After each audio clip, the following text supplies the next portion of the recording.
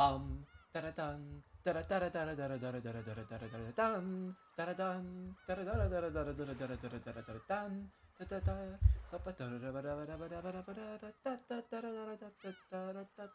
okay, that's enough. Hello.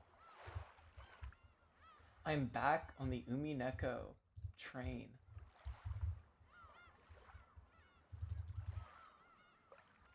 After it kind of ended up on a cliffhanger last night.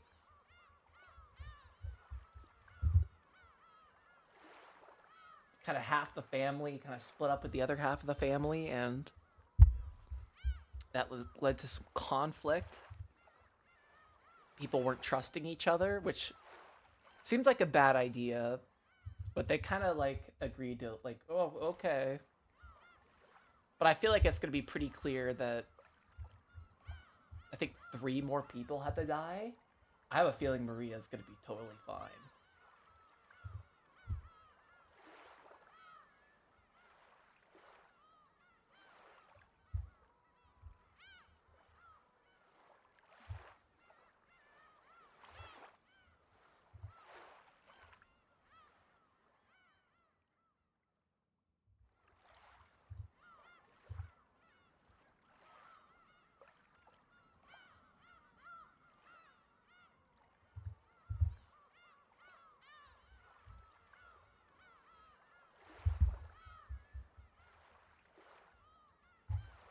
Hmm.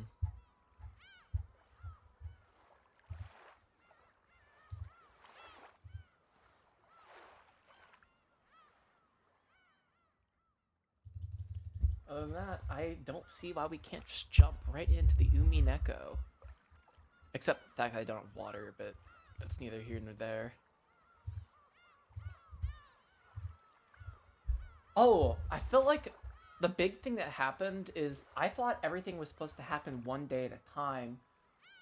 That's what I thought they meant by like each twilight, but it seems like it was actually going faster and that like the ritual would be done soon because shit was progressing way faster than I had anticipated.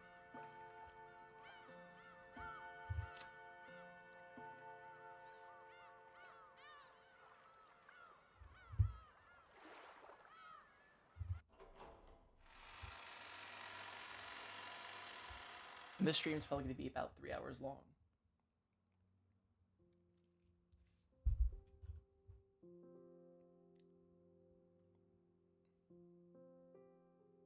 After we chased them out, nobody wanted to say anything. All of the suspicious ones have been driven away. Also, I lit a buttload of candles. I have 3 candles lit right now. They're all apple flavored candles. My sister just got me one. I'm very happy.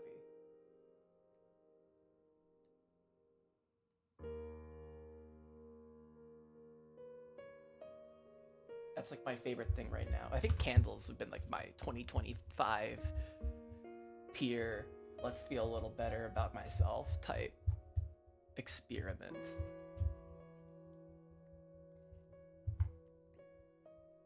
When somebody told me there was like 120 tracks in this soundtrack, I freaking lit up. And this is another really good track. Even though we knew there might be some innocence among them, we still did it.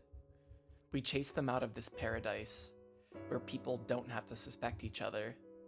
But our motive for chasing them out was suspicion of one person towards another, the worst kind of crime for a human. If we had accepted the existence of a 19th person, of the witch, then we all might be still talking face to face, trusting in each other. In that instant, we had agreed to chase out all of the suspicious people. But had that been the right thing to do? During this endless silence, we could do nothing but be quietly tormented by that sin. Aunt Natsuhi faced the door, without letting go of her rifle for even an instant, sitting far back in the sofa. She was probably spending the night staring at the door without a wink of sleep. George Aniki gazed through a gap in the closed curtains by the window, looking down at the courtyard and the mansion that surrounded it. I don't know whether he was checking to see if a suspicious shadow would become visible through the window, or whether he was wondering to himself about something.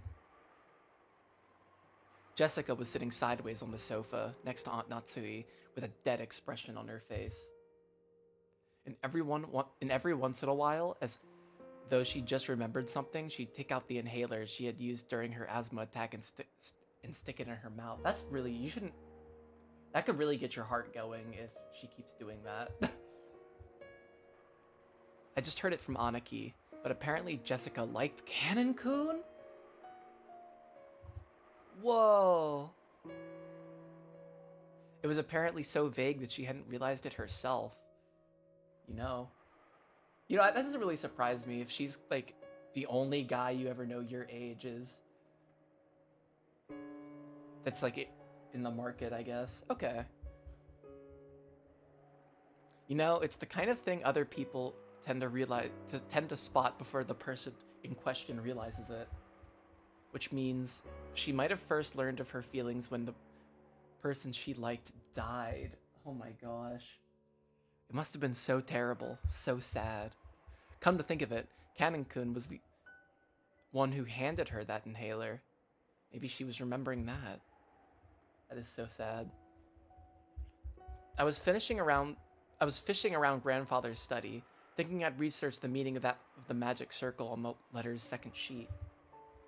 Even though we were just shut up here in a defensive position, my rebellious nature made me want to find some key, some way to resist.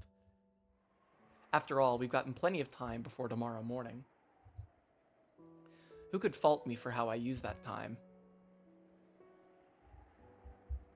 No one else showed that much interest in this magic circle.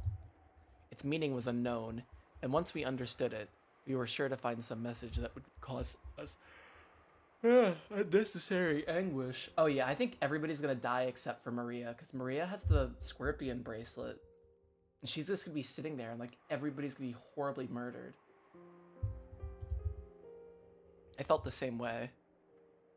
However, I couldn't just ignore it, so I killed time by going through the motions of researching it.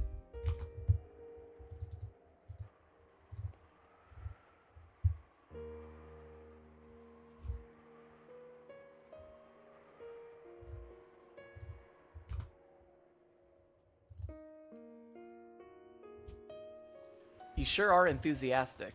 Did you find anything that might serve as a hint? Not a thing. The first tough part of finding a book written in Japanese. Just how many languages could grandfather read? He's incredible. Aren't you tired, Battler-kun? I don't think the adrenaline crash has happened yet. You should take a rest while someone else stays awake. Aunt Natsuhi said she'd stay up all night for us, but there's no way her body can handle that. We should take turns sleeping.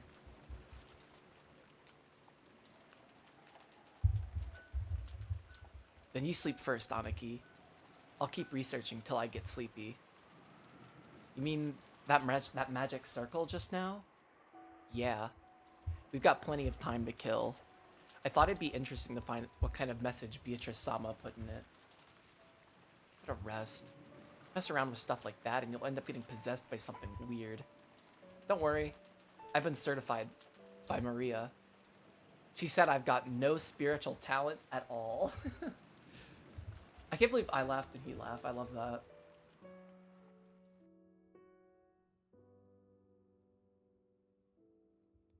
Were we too cruel to Maria? Probably. Jessica, you mustn't think that now. But Mom, if Maria wasn't involved, there's a culprit besides her. Then she's obviously a soft target for the murderer. If she's killed because of this, then we've just left her to die. A gloomy silence settled once again. It looked like Jessica regretted letting her emotions take hold of her after snapping at Maria.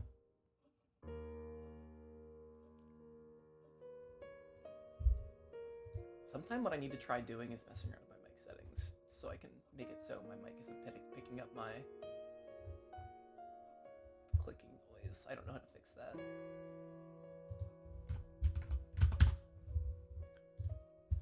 Always acting tough and regretting it later. I understand how you feel, but Maria was in close contact with the culprit. She might have been siding with them, talking like that over and over to further confuse matters. I'm relieved that we chased them out. That's pretty harsh, Aunt Natsuhi. Couldn't it just have been the nonsense of a 9-year-old girl? It probably wasn't very convincing to hear that coming from me. I myself thought Maria was creepy on several occasions, even doubting her true nature. And when Maria was chased out of this room, I couldn't deny I'd felt some relief. If that is the case, then tomorrow we will apologize for what we did. I will take full responsibility for chasing them out of this room. This is something the rest of you have to worry about. I could feel a tragic determination in Aunt Natsuhi's words. To protect her own daughter, she had resolutely chased out the suspicious ones. As a result, she had to watch the people who had unfortunately been suspected to die. So be it. She was prepared to take full responsibility. Why does Maria have to keep saying stuff like that? She's bringing about her own ruin. I think the reason Maria Chan adores witches and magic so much might be Aunt Rosa. Aunt Rosa? What does she have to do with this? Didn't you realize it too, Battler-kun? Maria Chan's real father ran off somewhere a long time ago. Although Aunt Rosa tried to confuse the issue by saying he's on a foreign business trip. Talking about Rosa-san's family has become a kind of taboo in the Ashiramiya family. I think Aunt Rosa thought about remarrying, but I also believe Maria-chan may have become her shackles and made that quite difficult. After all, she said she sometimes got really emotional and hit Maria-chan. I agree with you there. It looked like Aunt Rosa was trying hard to like Maria, which means I don't think she was trying all that hard, to be frank. Which means that she really didn't like her. She might have thought of Maria as someone who stood in the way of her remarrying. I think that emotional rejection from her mother must have left some deep scars on her young heart. So she's learned about this occult hobby from somewhere and immersed herself in it to bury the holes in her heart. Did you know? To Maria-chan, the image of the witch isn't negative at all. Remember yesterday at the beach when she showed us her notebook? Yeah, it was full of all those fun-looking scribbles. Yesterday when we were down by the beach doubting the witch, Maria got all riled up and started explaining it about witches. Ay, ay, ay.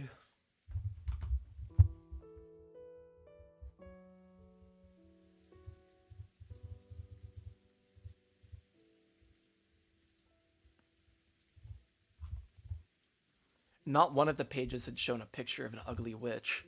They were all brightly colored, beautiful, cute witches who looked like they were having fun. There was absolutely nothing sinister about them, like a boy might have imagined. They were beings adorned with beautiful dresses who could grant anyone's dreams with their mysterious magic who made everyone happy. Dude. Maria felt the sorrow of not being loved by her mother. She had sought the help from witches as beings who could give her happiness and save her, had she sought.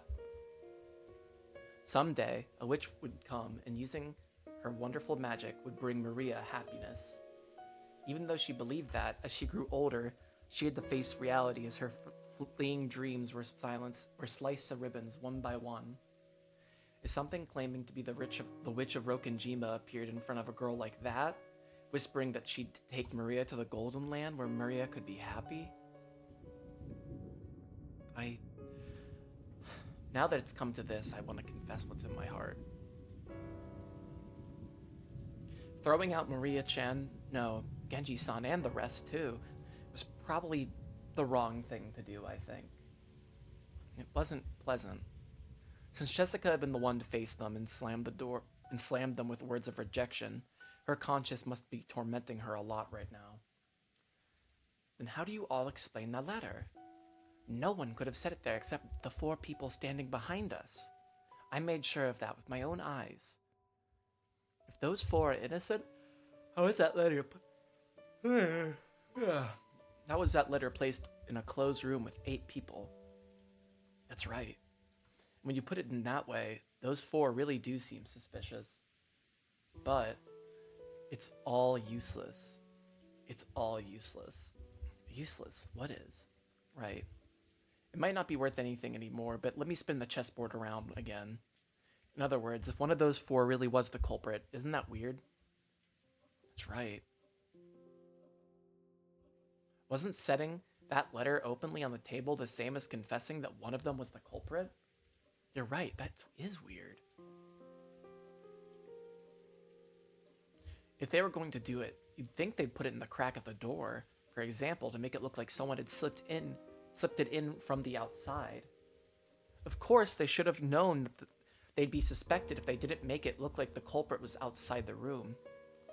Yeah, that's it exactly.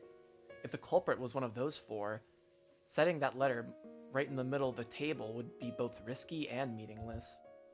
But putting aside whatever trick was used to set it there, if we assume that the culprit is someone other than those 4, in other words, someone who's outside the room, they had a lot to gain from that letter. Enough, Battler-kun. It's meaningless to discuss such matters now. Natsui was quickly guessed what I was getting at. No, maybe she had thought of it long before I had and simply held her tongue. If the culprit's outside the room, then they should be totally stuck the moment we shut ourselves up in a closed room like this. That's right. It's the same as my theory about how grandfather disappeared from this room, isn't it?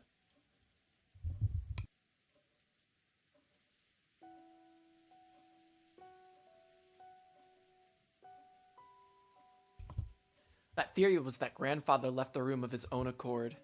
If the culprit used some tactic to lure him out, and grandfather left of his own accord, then...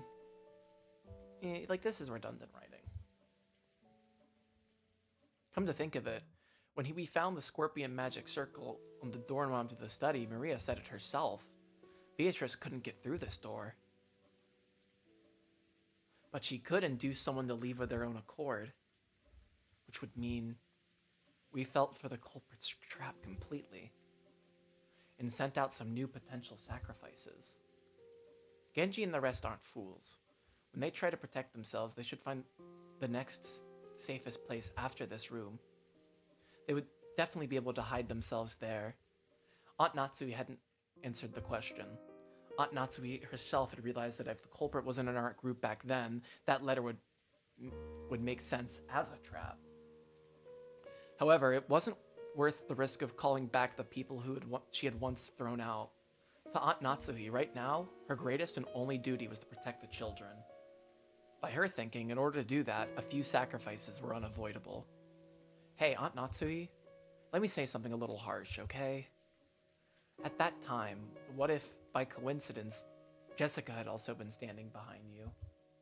Would you have just chased Jessica from the room, too? It's true that a lot of brutal things have happened, but as a mother, you thought you should protect your daughter no matter what. Because of that duty, you chased them out, even though you knew that you'd eventually be held responsible for it. It's not like I'm condemning that, but, I was just thinking about what a great mother Jessica has. Is that it? Is that it, Battler? That's right. George, you should be asleep right now.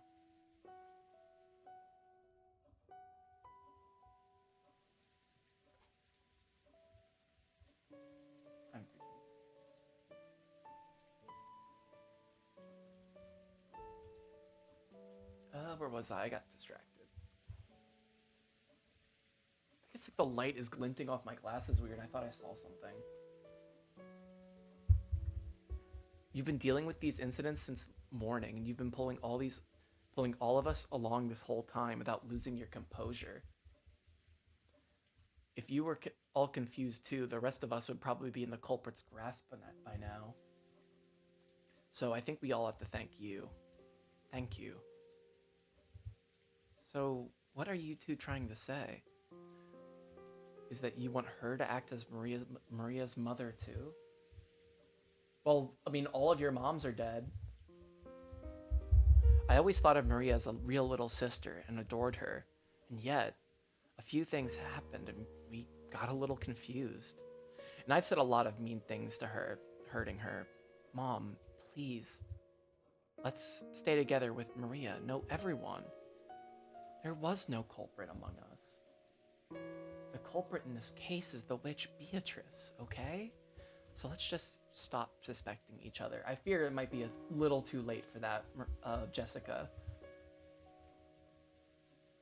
Aunt Natsuhi closed her eyes for a short while. Was she coping with her throbbing headache again, or was she thinking of something?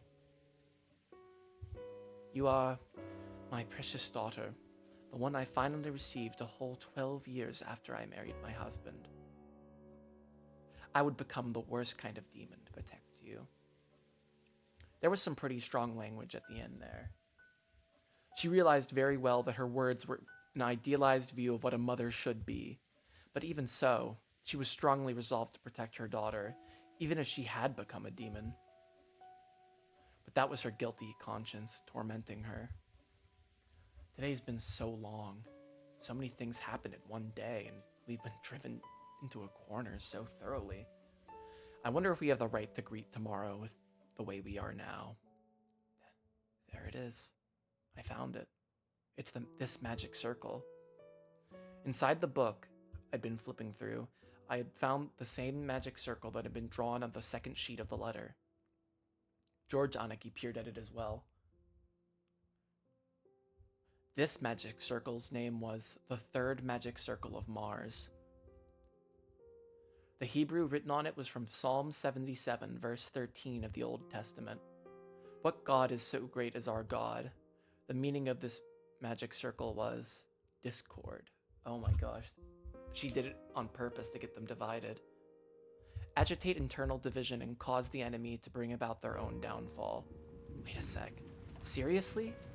Could there be a more fitting way to describe our current situation and mental state? We couldn't help but be stunned into silence. So this letter was a trap. How did they place it here? There wasn't anyone in this room except the 8 of us, right? Anyway, let's ignore how they got it in here for now. The culprit was just after one thing. They wanted to spread the seeds of doubt inside this impregnable room and use us to throw out the sacrificial sheep out. In that case, they're after the people who went out of the room. Mom, what should we do? Those 4 are in danger. It wasn't surprising that Aunt Natsuhi remained unpleasantly silent. Even if this was all a trap by the culprit, even if the 4 had been chased out of the room where they were in danger, it had nothing to do with the safety of the 4 people in here. And there was no way to prove the innocence of the 4 people we'd chased out. If we're willing to let them die, then we shouldn't leave this room no matter what. That way is the safest. Oh shit. The phone? The phone's supposed to be broken. At that time, suddenly the piercing sound of a phone rang through this room. It was the antique extension phone set on the table in Grandfather's study. It had rung right after we started talking about the letter being a trap. It was natural we'd think of it as an SOS from the ones we'd chased out. But then Aunt Natsuhi spoke. Why a phone call? The phone should be broken down and unusable. It doesn't matter. If it's Maria calling for help. If the problem with the phones is the culprit's work in the first place, then this call is probably... With that one sentence, the ring of the phone, which had once sounded like a scream for help, now started to sound like a ghastly lure from some unknown person. Aunt Natsuhi hesitated over whether to pick up the receiver. Let's pick it up, Aunt Natsuhi. Phones might have been fixed for some reason. It could still be an urgent call from Maria-chan and the rest. That's right. And if it actually is a call from the culprit, bring it on. Why don't we listen to what they've got to say? It's just a phone call. No matter what they babble through the receiver, it's not like it's gonna hurt you. If you don't pick up, then I will. I'll take it. Hello? I stretched out my hand to take the receiver, but Aunt Natsuhi grabbed it before I could reach. Oh my gosh. We all held our breath, trying to figure out who the person on the other end of the phone was. But for a while, Aunt Natsuki kept saying, "Hello?" A silent phone call? There's no way Maria and the others would do something so creepy. Which means, could this phone call possibly really be? Natsui stopped repeating "hello" and strained her ears. Because she thought she heard something far away on the other end of the receiver. What was that? Huh? Is someone singing?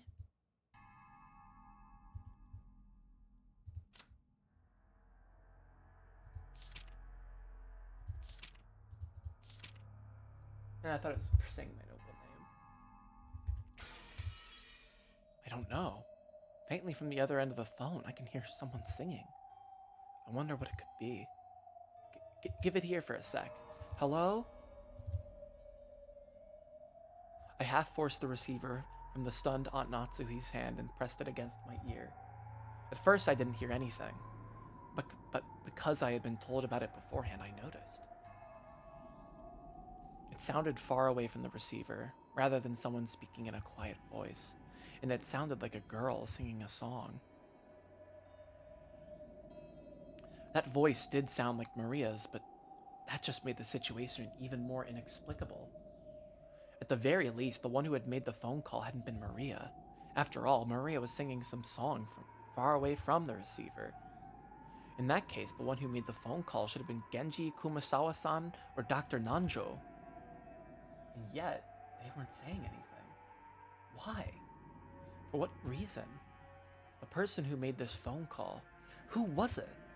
Hey, hello? Who is this? Who is it? Answer me. Is that Maria singing? Answer me. What's happening? What is it? I don't know. All I can say is this is probably a trap and Maria's in trouble. Aunt Natsui took the receiver again, but after yelling into it several more times, she realized that she wasn't getting anywhere and hung up. After that, she dialed quickly, then clicked her tongue. That's right, if the phones are working, we should be able to reach the police. But judging by Aunt Natsui's reaction, the outside telephone line still didn't connect. Let's go. Even if we know it might be a trap, we have to go. Yeah, definitely. Jessica, Aunt Natsui, stay here. When Anaki and I tried to dash out, Aunt Natsui stopped us. Hold it. I cannot let you go alone. I will go too. Jessica, wait here. Wait, what? So I'll be the only one left out? Nice try, but I'm going too. Yeah, it might be better that way. If the goal of the phone call was to split us up even further, it wouldn't be a good idea to leave someone to watch this room. There's no time to argue. Let's all go. Aunt Natsui raised the rifle high and took the lead. I couldn't go unarmed myself. I found a 3-pronged candle stand and readied it. Although the pins on it used the candles were pretty short, it was almost like a 3-pronged spear. Gotta ban this guy. Can't believe he made me tap out.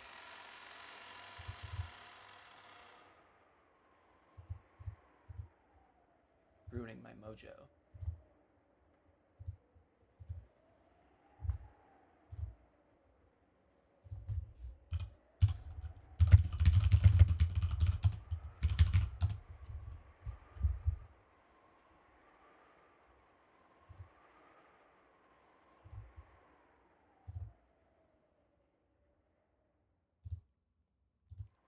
Then, the 4 of us left the study. We left the study, which should have been the safest place inside the mansion. By doing this, we had been lured out, even though we had barricaded ourselves in a safe, closed room.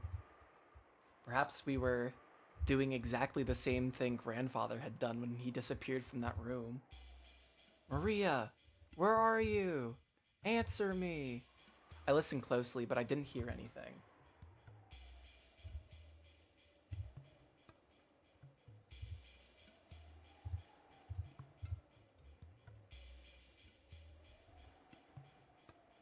Ugh, my foot has been hurting. The mansion was vast, and since the passing typhoon was making its last stand, the sound of the rain was even noisier than before. Maria-chan said she wanted to watch the TV in the parlor, right? Let's try going downstairs. That's right. Let's try there. Everyone, be mindful of your surroundings. She's gonna accidentally pump somebody full of lead. I can smell it. I can taste it.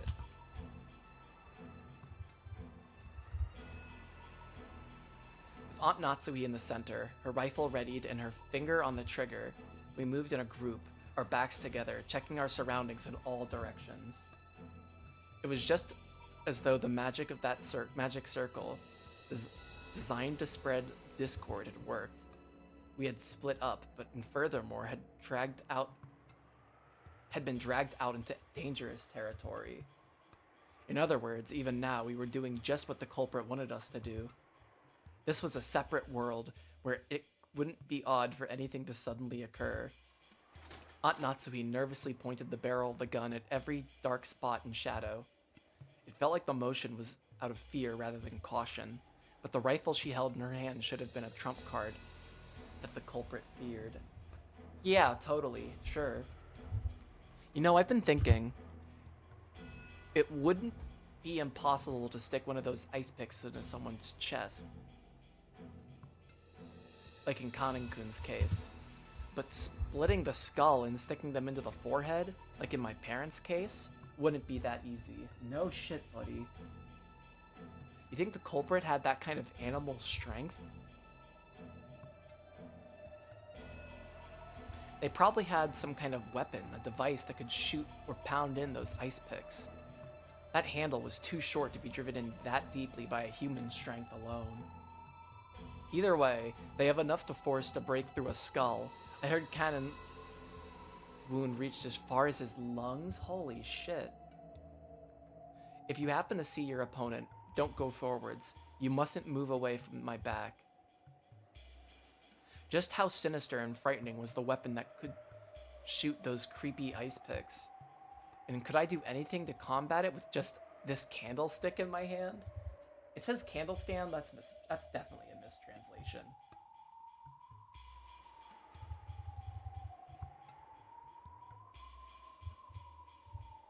In the first murder, the culprit probably assaulted all 4 of our parents at once as they discussed the inheritance problem in the dining hall. And there were 4 of us here now. Apparently, I wasn't the only person thinking this. George Anaki, Jessica, and of course Aunt Natsui were stretching their senses to the utmost limit in the highest and worst state of tension, slowly advancing one step then another. Ah, what have we done? Because of the seeds of doubt spread by that one letter, we threw Maria and the rest into the middle of this terrifying world. We finally reached the first floor. The parlor was just across the hall.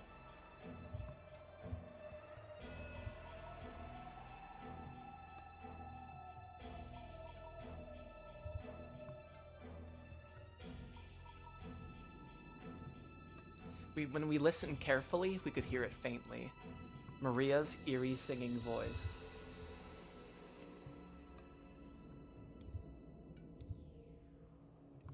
She wasn't singing naturally, as though she were in a good mood. She was singing mechanically, like she was at a graduation ceremony and she'd been ordered to. The song she sang was just a common folk song, one that everyone has probably sung in school at one time or another. But why, in the middle of the night, alone, with all her heart, over and over, why? I'm gonna go get some water, I'll be right back. I think my water's chilly enough now. Hold up, be right back.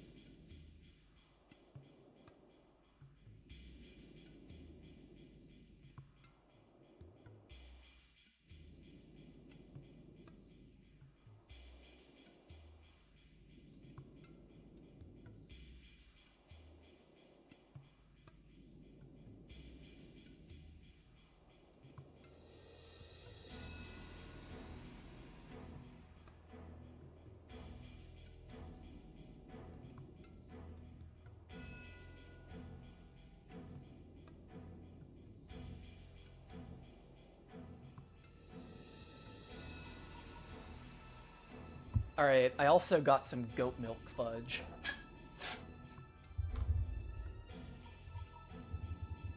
Which I don't think I've ever had goat milk fudge before, so I've got some high hopes for this. I think I'm just gonna have a little bit. Oh, it smells really good. But it melted in my car, so it's kind of not in the best shape. I think that's all I'm gonna have. It's super rich.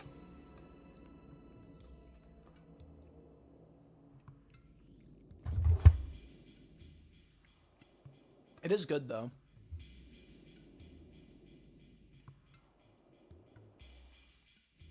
Okay.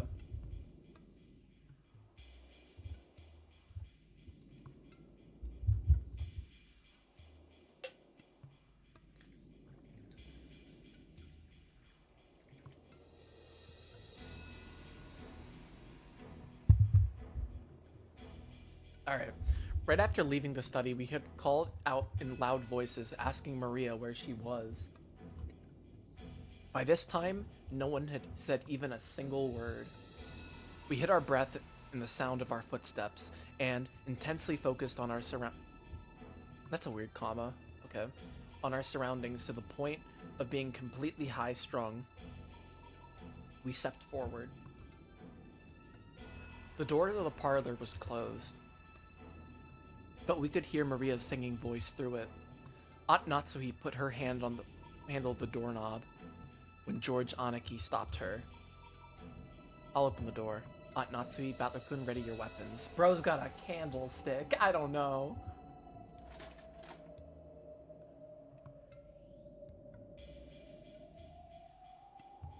I had to look up a Winchester repeater because I don't think they have those.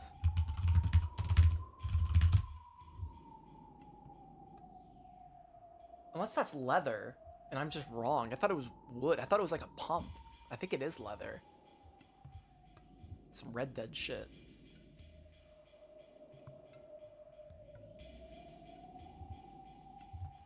Take care. They might attack as soon as we open it. George, Nissan, watch yourself. I think maybe they should like at least knock first, because maybe they're all just chilling in there and it was an accident. It probably wasn't. I'm probably just thinking a little too hard into this. Sure, but I'll open it. Huh? He tried to open it, but immediately felt the hard resistance of the lock. Aunt Natsui took out the bundle of the... And now he has to try all the freaking keys, because he doesn't know which one's which.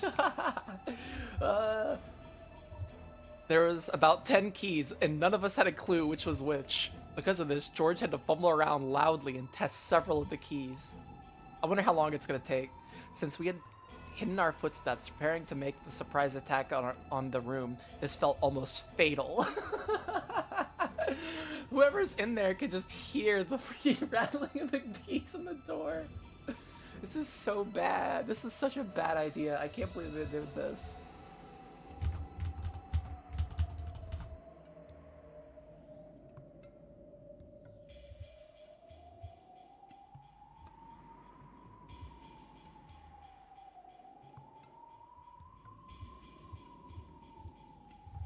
It was like a broken, crazy cassette tape. We'd been in that room almost constantly since morning. All the frightening things that occurred outside that room. And that had left us with the impression that this was the only room that only this room was safe. That baseless impression was quickly falling apart. It's open. Thank you. George-kun, Jessica, move behind me. Aunt Natsuhi, let's jump in at the same time and split up in different directions. If we just stand around after opening the door, those ice picks might fly right through the center. I agree. Ready? I really wish I could say no. I readied myself. If they're gonna be throwing ice picks, I'll whack them with this candle stand. Go! Aunt Natsui and I rammed into the door before flying into the parlor, quickly splitting up left and right, searching the parlor for someone who might be waiting for us. But what our eyes had landed upon was an incredibly strange sight. The parlor was stained with blood. This place where we spent almost the entire day. Yeah, they're all fucking dead. Where we pressed in together to protect ourselves in some unknown malice, had been stained with fresh blood, had become an ocean of blood.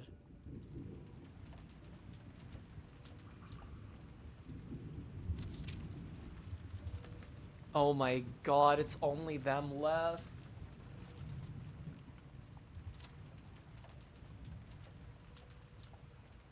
His thigh had a weapon resembling an ice pick sticking out of it, and his face had been smashed. At the seventh twilight, gouged the knee and kill.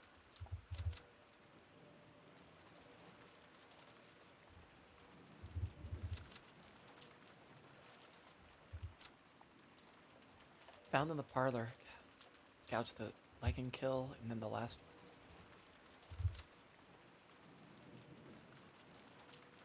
Oh my god, they're all dead.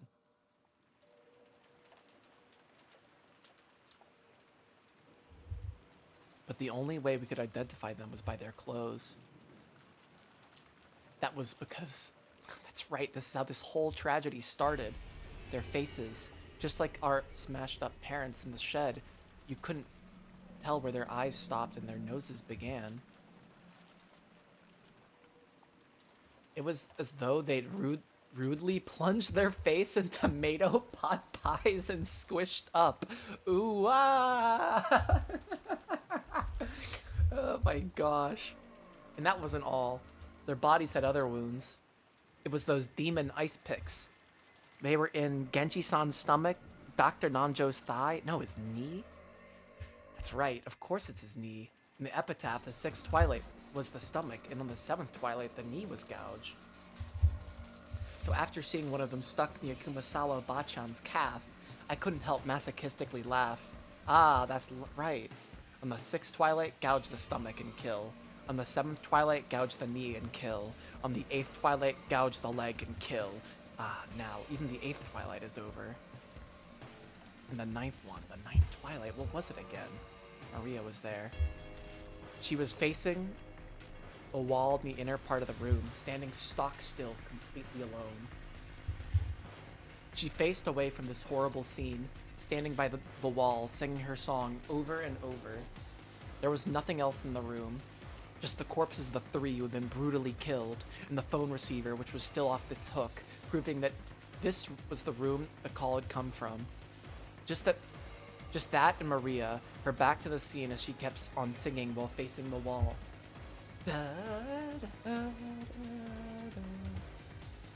We couldn't even scream at this bizarre scene. We could only stare, shocked with our mouths hanging open loosely. Maria? It's her. It is her. She's the killer. She killed everybody. No, she probably didn't. It was probably Beatrice, but it would be fun to believe it was her.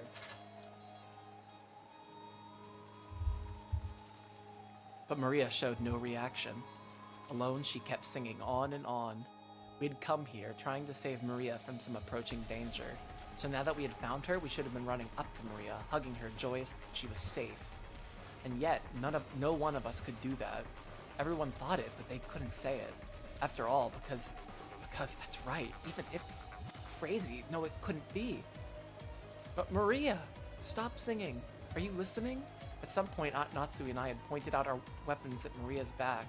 I yelled at Maria in a violent voice, but there was no reaction. She just kept singing. With the candle stand still readied, I ran up to her and forcefully, no, violently slammed my hand down on her shoulder. Then I pulled on her shoulder, forcing her to turn around. Whoa. Maria's small body was quickly pulled down and fell. And though unhappy at having her singing interrupted, Maria looked into my face with her usual expression. Even in this gruesome situation, she was just like normal. Maria, what is this? Who did it? Ugh! Beatrice. Cut that crap! I threw the candle stand I'd been holding against the wall. The violence of that reckless sound should have gone straight into Maria's heart, but Maria's expression didn't change at all. Quit it, Battler-kun. Maria-chan, this time you should have seen the face of the culprit who killed these three. Was the culprit the same Beatrice who gave you the letter? Ugh! Beatrice. Well, in that case, it's certain. There is a 19th person. Beatrice does exist. Then, Maria, will you at least tell me this much? How did they kill these three people? What did they use to kill them in such a brutal way? I don't know. How could you not know? It happened in this room. Are you trying to tell me you were so absorbed in the singing you didn't notice? Calm down, Butler-kun. Maria-chan, talk to me, okay? George Aniki, as he always did, crouched down next to Maria so that their eyes met and talked to her very kindly. Maria-chan, why were you facing the wall and singing? Ugh! Beatrice said to face the wall and keep singing for a long time. Ugh! So, did Beatrice come here? Were Genji-san and the rest still alive then? Ugh! Everyone came into the parlor together and sat down. Genji-san made sure to lock the door. It was locked when we got here. But then, how did Beatrice get into the parlor? Ugh! Beatrice is a witch, so locks don't matter. She turned into butterflies and came into the crack in the door. Uh-huh? Calmly joking at a time like this? Like hell that happened. What are you saying? You can't believe it? That's why I didn't want to say. No matter how I say, you won't believe. Beatrice is a witch. She can do anything with her miraculous magic. That's why Beatrice doesn't care whether a door is locked or not.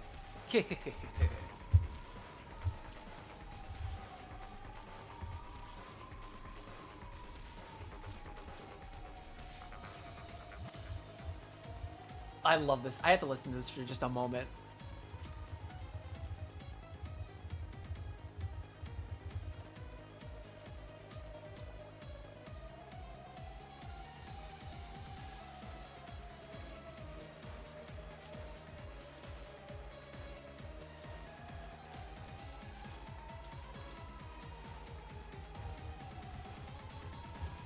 Oh, this is so good. And then, after Beatrice appeared, what happened to everyone? Beatrice talked to us. She said grandfather's study was protected by a powerful force, and she couldn't enter no matter what she did. So she told us she'd select 3 sacrifices from the four people in the parlor. Everyone said, no way.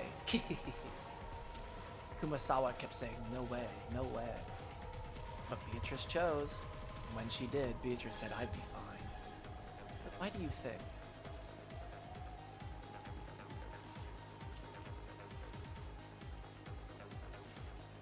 It's because of the scorpion charm at the 5th magic circle of Mars.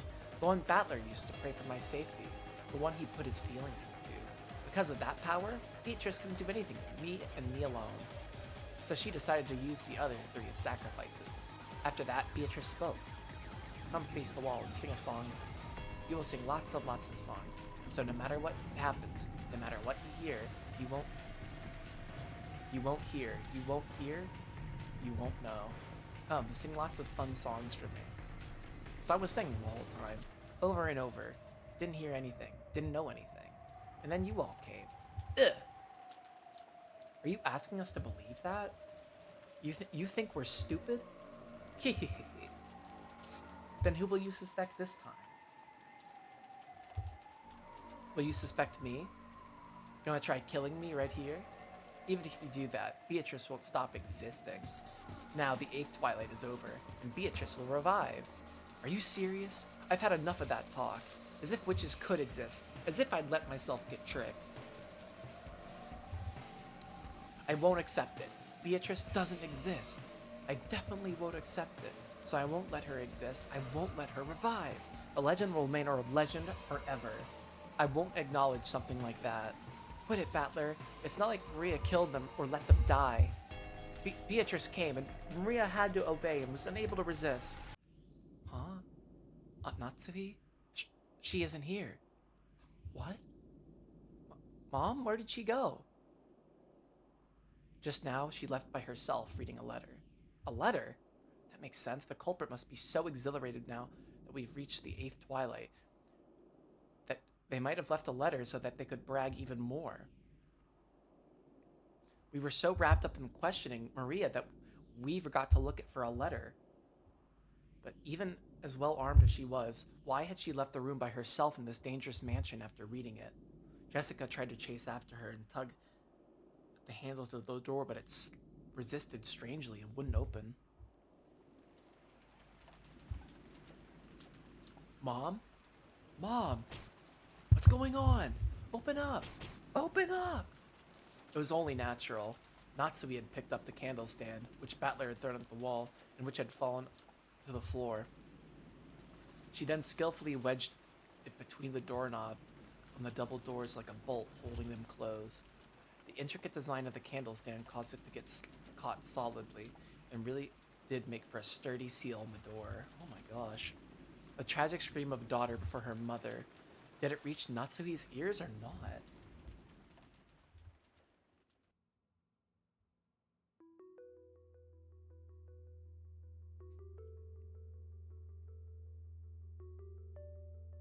I feel like I'm almost done with the first act of this.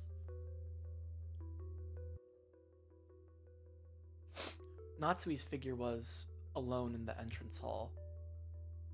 It was the place decorated by the portrait of Beatrice. Natsui threw down Beatrice's last letter, the one she had read in the parlor, readied her rifle again, and in a voice that rang clear, yelled in the massive space that was the entrance hall. I am Ushiramiya Natsuhi, representative of the Ushiramiya family. Show yourself, Golden Witch Beatrice. The entrance hall was dimly lit. Other than a faint light which shone on the center of the room, everything was blotted out by the jet black darkness. In that darkness, butterflies glistening in glittering gold squirmed, twinkled, and sneered. Natsui gave one more huge gulp and pointed the cold barrel of the gun at the gold butterflies. So you have finally shown yourself. I still can't believe that something like you really exists. That isn't a problem. Both I, who bear the title of representative to the family, and you, who claim to succeed the headship of the Ushiramiya family, are here right now. In this point, whether you're a witch or not is a trivial matter. Come, let us settle this. Anime battle, oh my gosh. Which of us will truly succeed the Ushiramiya family?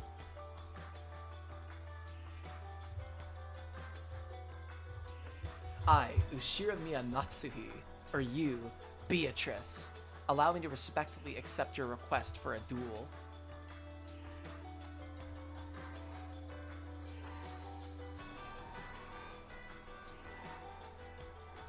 What the fuck?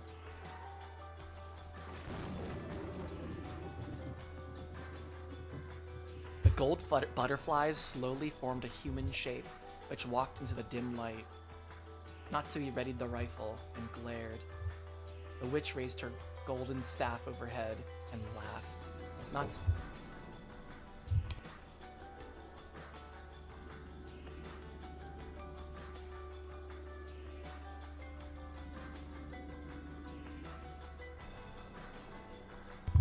Natsui's fingers slowly squeezed the trigger.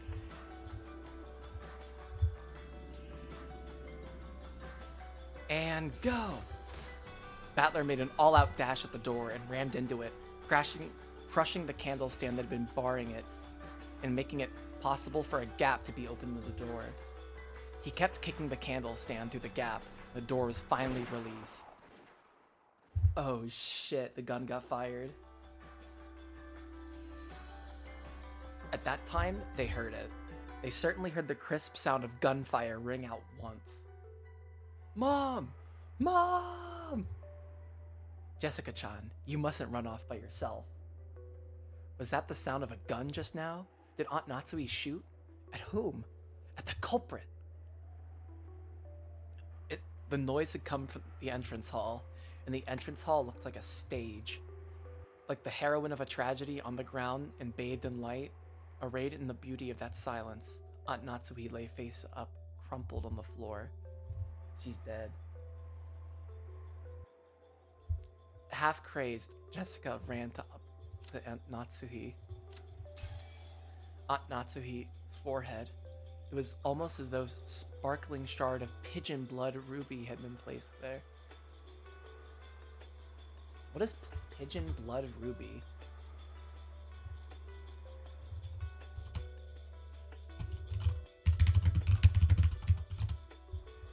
Oh, it's just a big ruby. Yeah, okay. Oh, wait.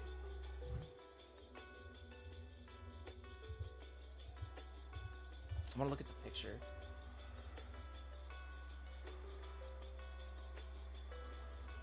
Found shot to death in front of the witch's portrait. How impudent of her to challenge a witch with nothing but a mere gun. Of course she'd end up like this. And from it, one stream of blood makeup passed by her eye and began to traverse her face. The faint smell of gunpowder smoke came from the barrel of Aunt Natsui's rifle still grasped. Huh? Then she shot herself in the forehead? Why? Mom!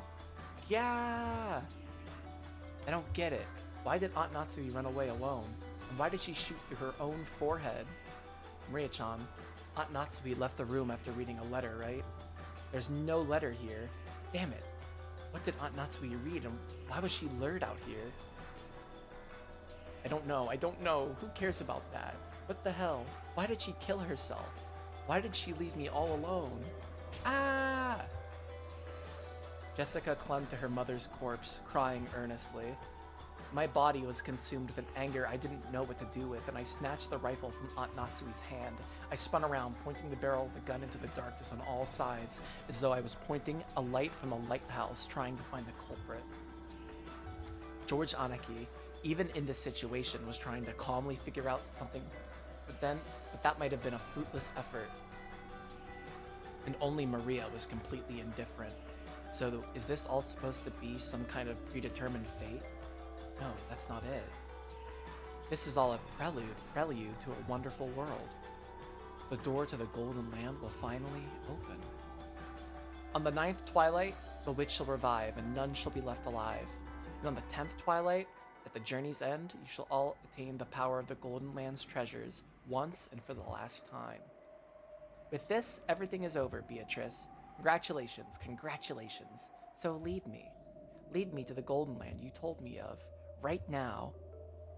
There, all the dead will be revived, and even lost love will be restored. So in Maria's eyes, it's just as though all of today's tragedies didn't happen. This is crazy. It is getting real.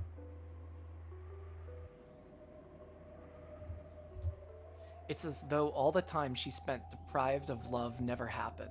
Stop it! What's so fun? What's to be congratulated? There were 18 people on this island. 14 are dead. Only the 4 of us are left. I'm definitely not gonna die. Until the night is over. No, until the typhoon passes and the seagulls gather again at the harbor. I'm definitely not gonna die. I'll stay alive. I'll stay alive no matter what. Hehehe. Give it up, Battler. Guns are useless against witches. Survival and all that stuff doesn't matter because it's over. The journey is already ended. See? Look at the clock. Huh? The clock. Hearing those words, I looked at my wristwatch. Both needles were almost touching near the top. Very soon it will be 12 at night. In other words, 24 o'clock, 2400. It's the small bombs. It's a time bomb. Maria's time bombs are now successfully going off.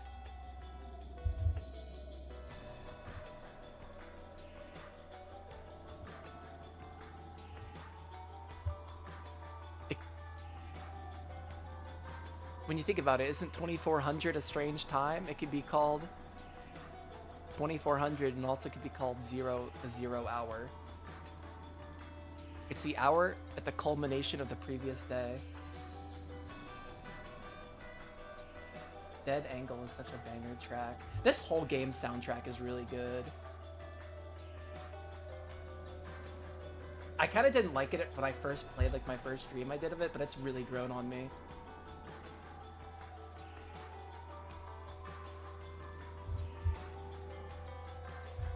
Like, my biggest problem, like, there's no audio slider, so I have to turn my computer and my stream volume down, like, a lot.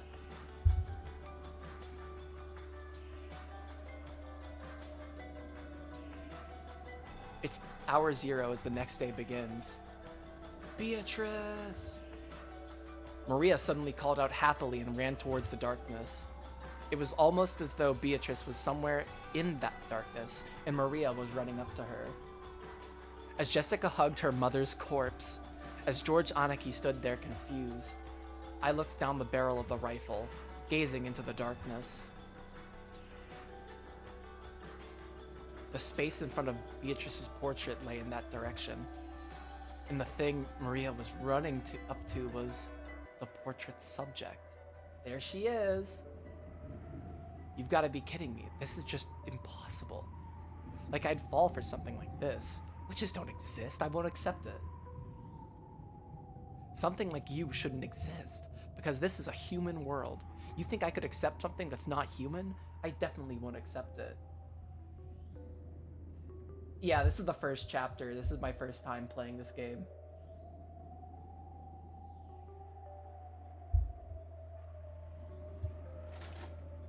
Which is crazy, because it's the first chapter, and I'm like, I'm almost like 30 hours into this game.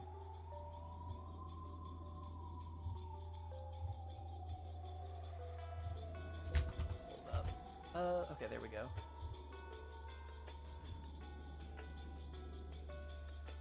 The cartridge was ejected, fell on the floor, and a new cartridge was loaded. Then I sighted the witch down the barrel. Maria turned around. Still clinging to the golden witch, she turned around. Didn't I tell you it was meaningless? Mere lead bullets are meaningless against Beatrice. Humans are so stupid, aren't they? I would accept the existence of witches. Who are you? Just try moving one step. Just try moving one finger. I'll blast you away. Giggle, giggle, giggle. Cackle, cackle, cackle.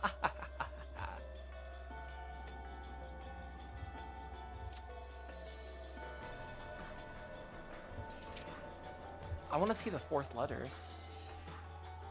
As the witches laughed. Even the large clock in the hall joined in on their laughter.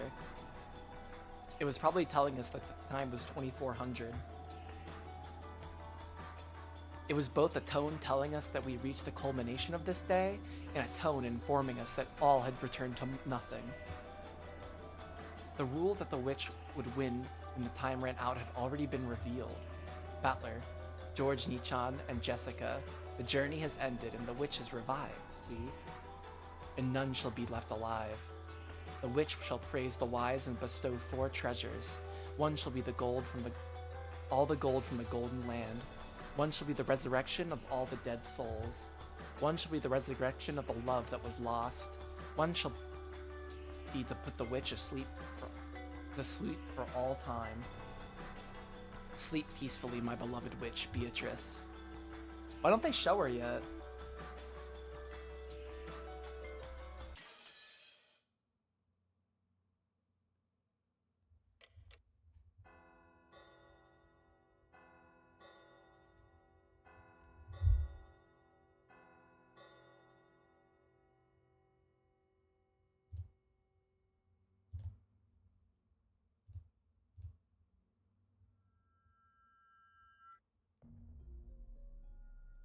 The storm passed, and the leaden clouds that had enshrouded the island for so long cleared away. From the rifts between the clouds, sunbeams shone, and yesterday's storm seemed like a lie. Just as someone had wished when the seagulls returned to the harbor once again and left their lively cries be heard. Afterwards, the police came and conducted an investigation of the scene. The corpses of the children, who were thought to have survived until the very end, were never found. However, because the body parts were discovered and had been unimaginably gruesome nature of the scene, the police were forced to conclude that the chances of survival for any of the 18, even the children, seemed hopelessly dim. 10. Just how gruesome was the banquet of the witch, and how beautiful was the Golden Land? They were only ones who got to hear that tale. No tales were told to those humans who arrived after the banquet was over. The best they could do was imagine what they might have happened during those 2 days. However, the witch was fickle. She made a point of leaving behind this tale, which didn't need to be heard and was allowed to spread. Then, many years later, a strange wine bottle had drifted on the waves to the pier of a neighboring island was pulled out by a fisherman. Inside it was a thin, tightly rolled notebook fragment written upon it in cramped small letters. Written there was this tale. Through this notebook fragment, people will finally learn the truth in the mysterious and riddle-filled 2-day period that started on October 4th, 1986. This incident was later called by many names such as the Rokenjima mass murders of the 18 killings of I had to stop reading aloud.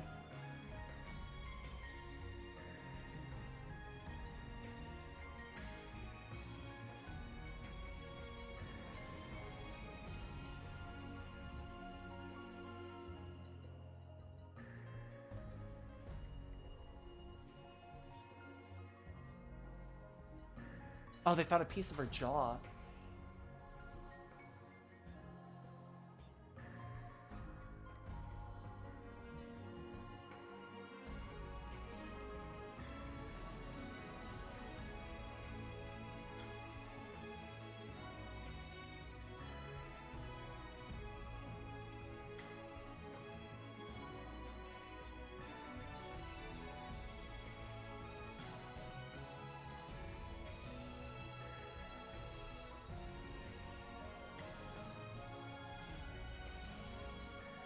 Oh my gosh.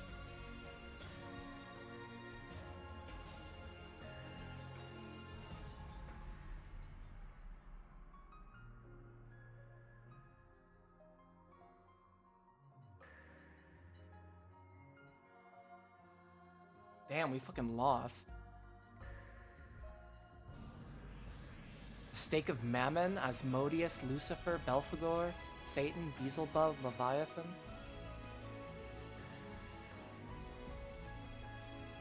Revive finally opens the door to the Golden Lake.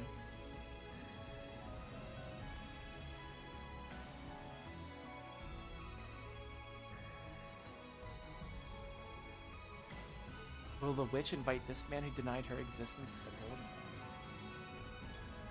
Witch will praise the wise and what's gonna happen next?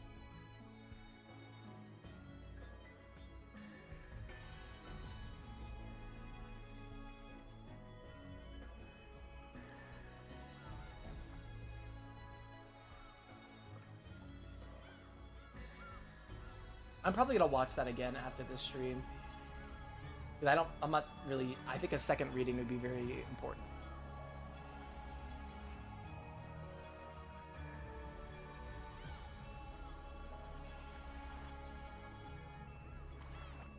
Welcome to Rokenjima. Welcome to Rokenjima.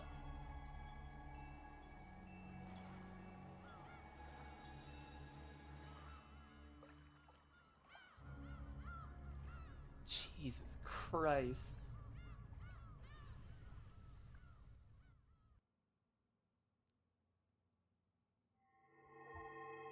Complete episode 1. In addition, for a gift for you in commemoration of your stay, you can find these new features on the title screen.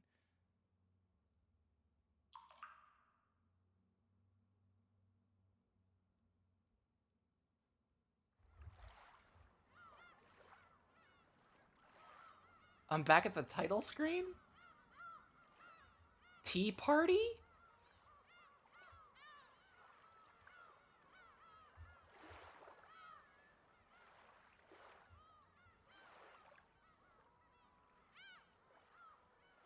So I should do the tea party?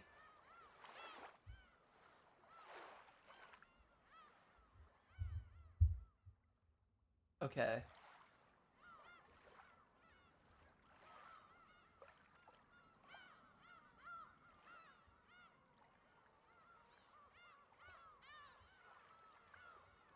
I'm freaking terrified. That's unreal. Alright, this is just gonna be like a... You see, I said the real story began... By the way, this is longer than the Bible.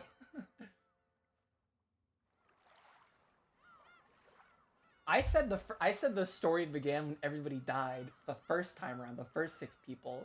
But now, it seems like the real story's begun. Oh my gosh. I am just flabbergasted. Purgatorio.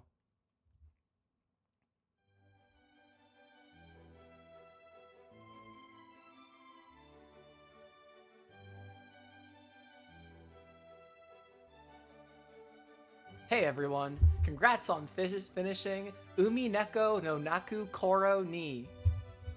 Man, I still didn't have a clue what was going on when the story ended. So, just what happened? Was that basically the bad ending, where time runs out before the culprit gets exposed? Ugh. Definitely a bad ending.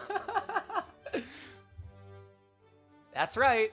Beatrice's letter, which Maria-chan read on the first day, did tell us in advance to solve the riddle of the epitaph. We were all so busy trying to protect ourselves and look for the culprit that we didn't even take a shot at it. That's right! If we had actually tried to solve the riddle, maybe things would have ended differently. I wondered about that. Shannon-chan, you did a good job too. You don't have to be our waitress and serve tea. After all, this is a rap party. As a group of people who met a horrible fate, let's all get along and lick each other's wounds. Lick, lick, lick.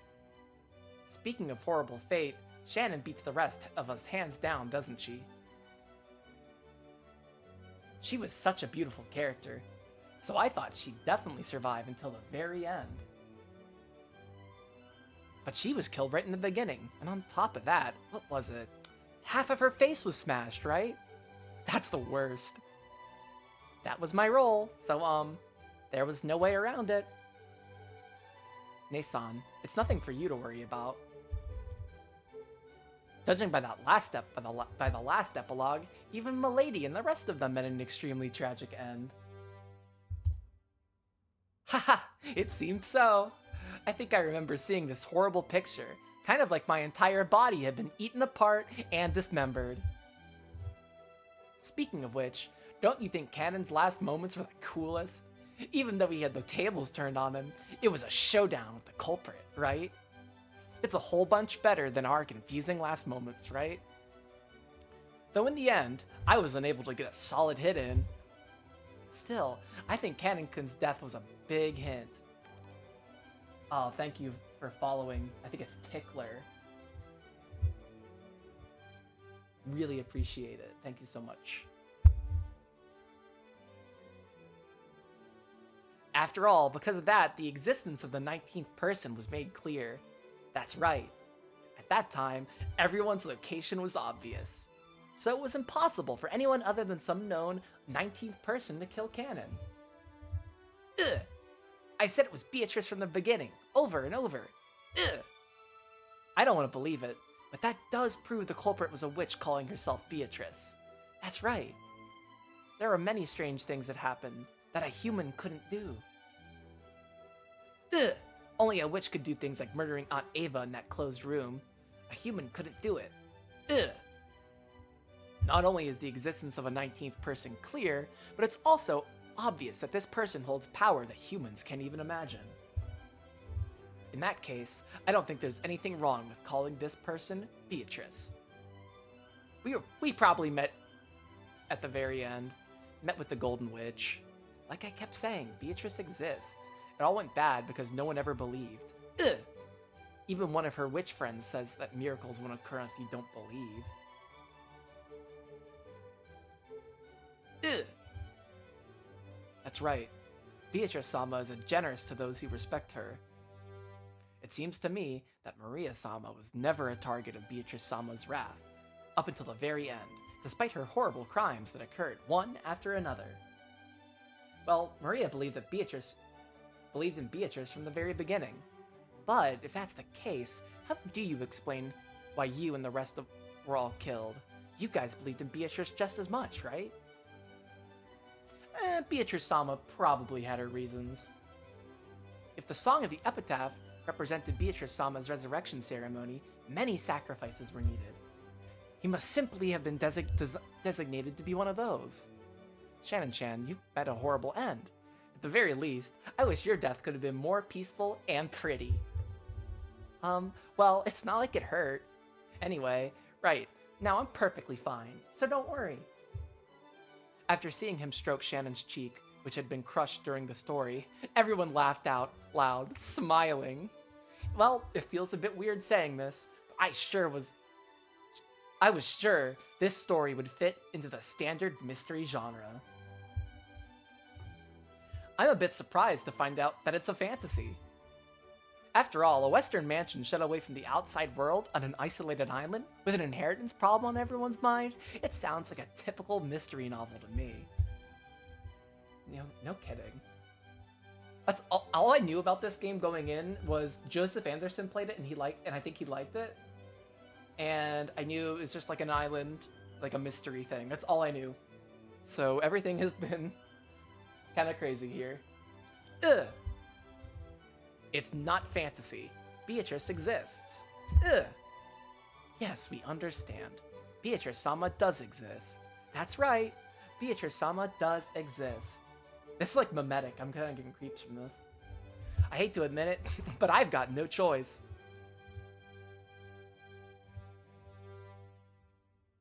This is like so weird and like... Oh my gosh.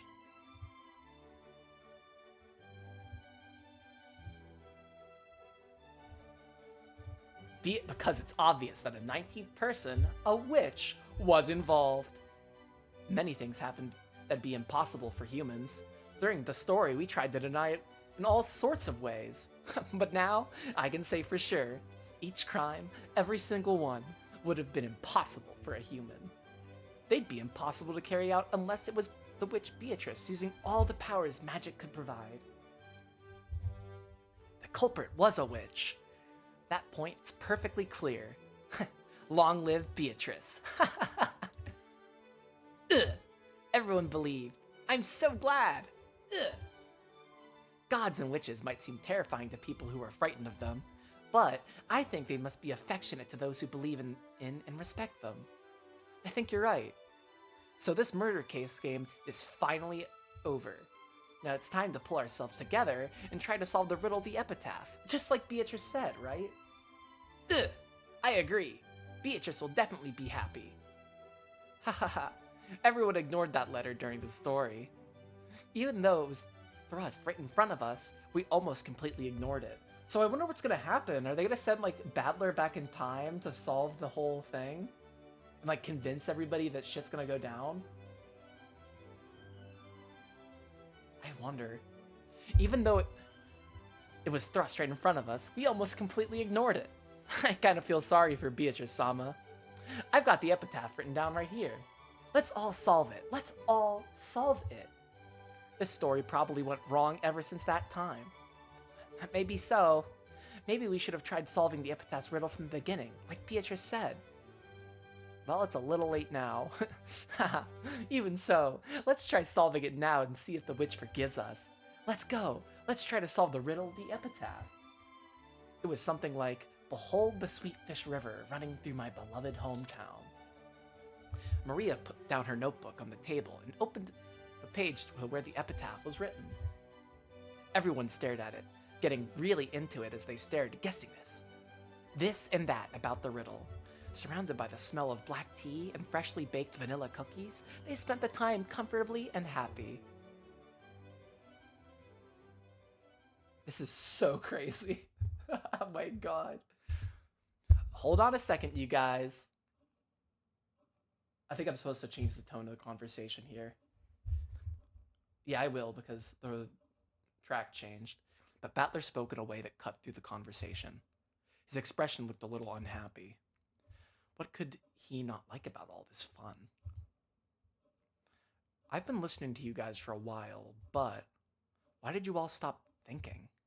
Why are you so sure that the witch was behind all this? Don't you realize that something like that can't exist? With just those words, the happy atmosphere surrounding the tea party evaporated in an instant. George and Jessica, and Shannon and Cannon, and Maria, all of them stared blankly, wondering what in the world Battler was even talking about. Even the foolish, arrogant battler realized that he hadn't chose his words well. Because isn't it clear that these crimes were impossible for a human? That's right. None of the cases would have been possible for a human. That's true. After all, wasn't it full of things that a human couldn't explain? I don't understand what you're saying, Battler Sama. I'm the only one that doesn't have a clue what you guys are talking about. Isn't it obvious that humans committed these crimes?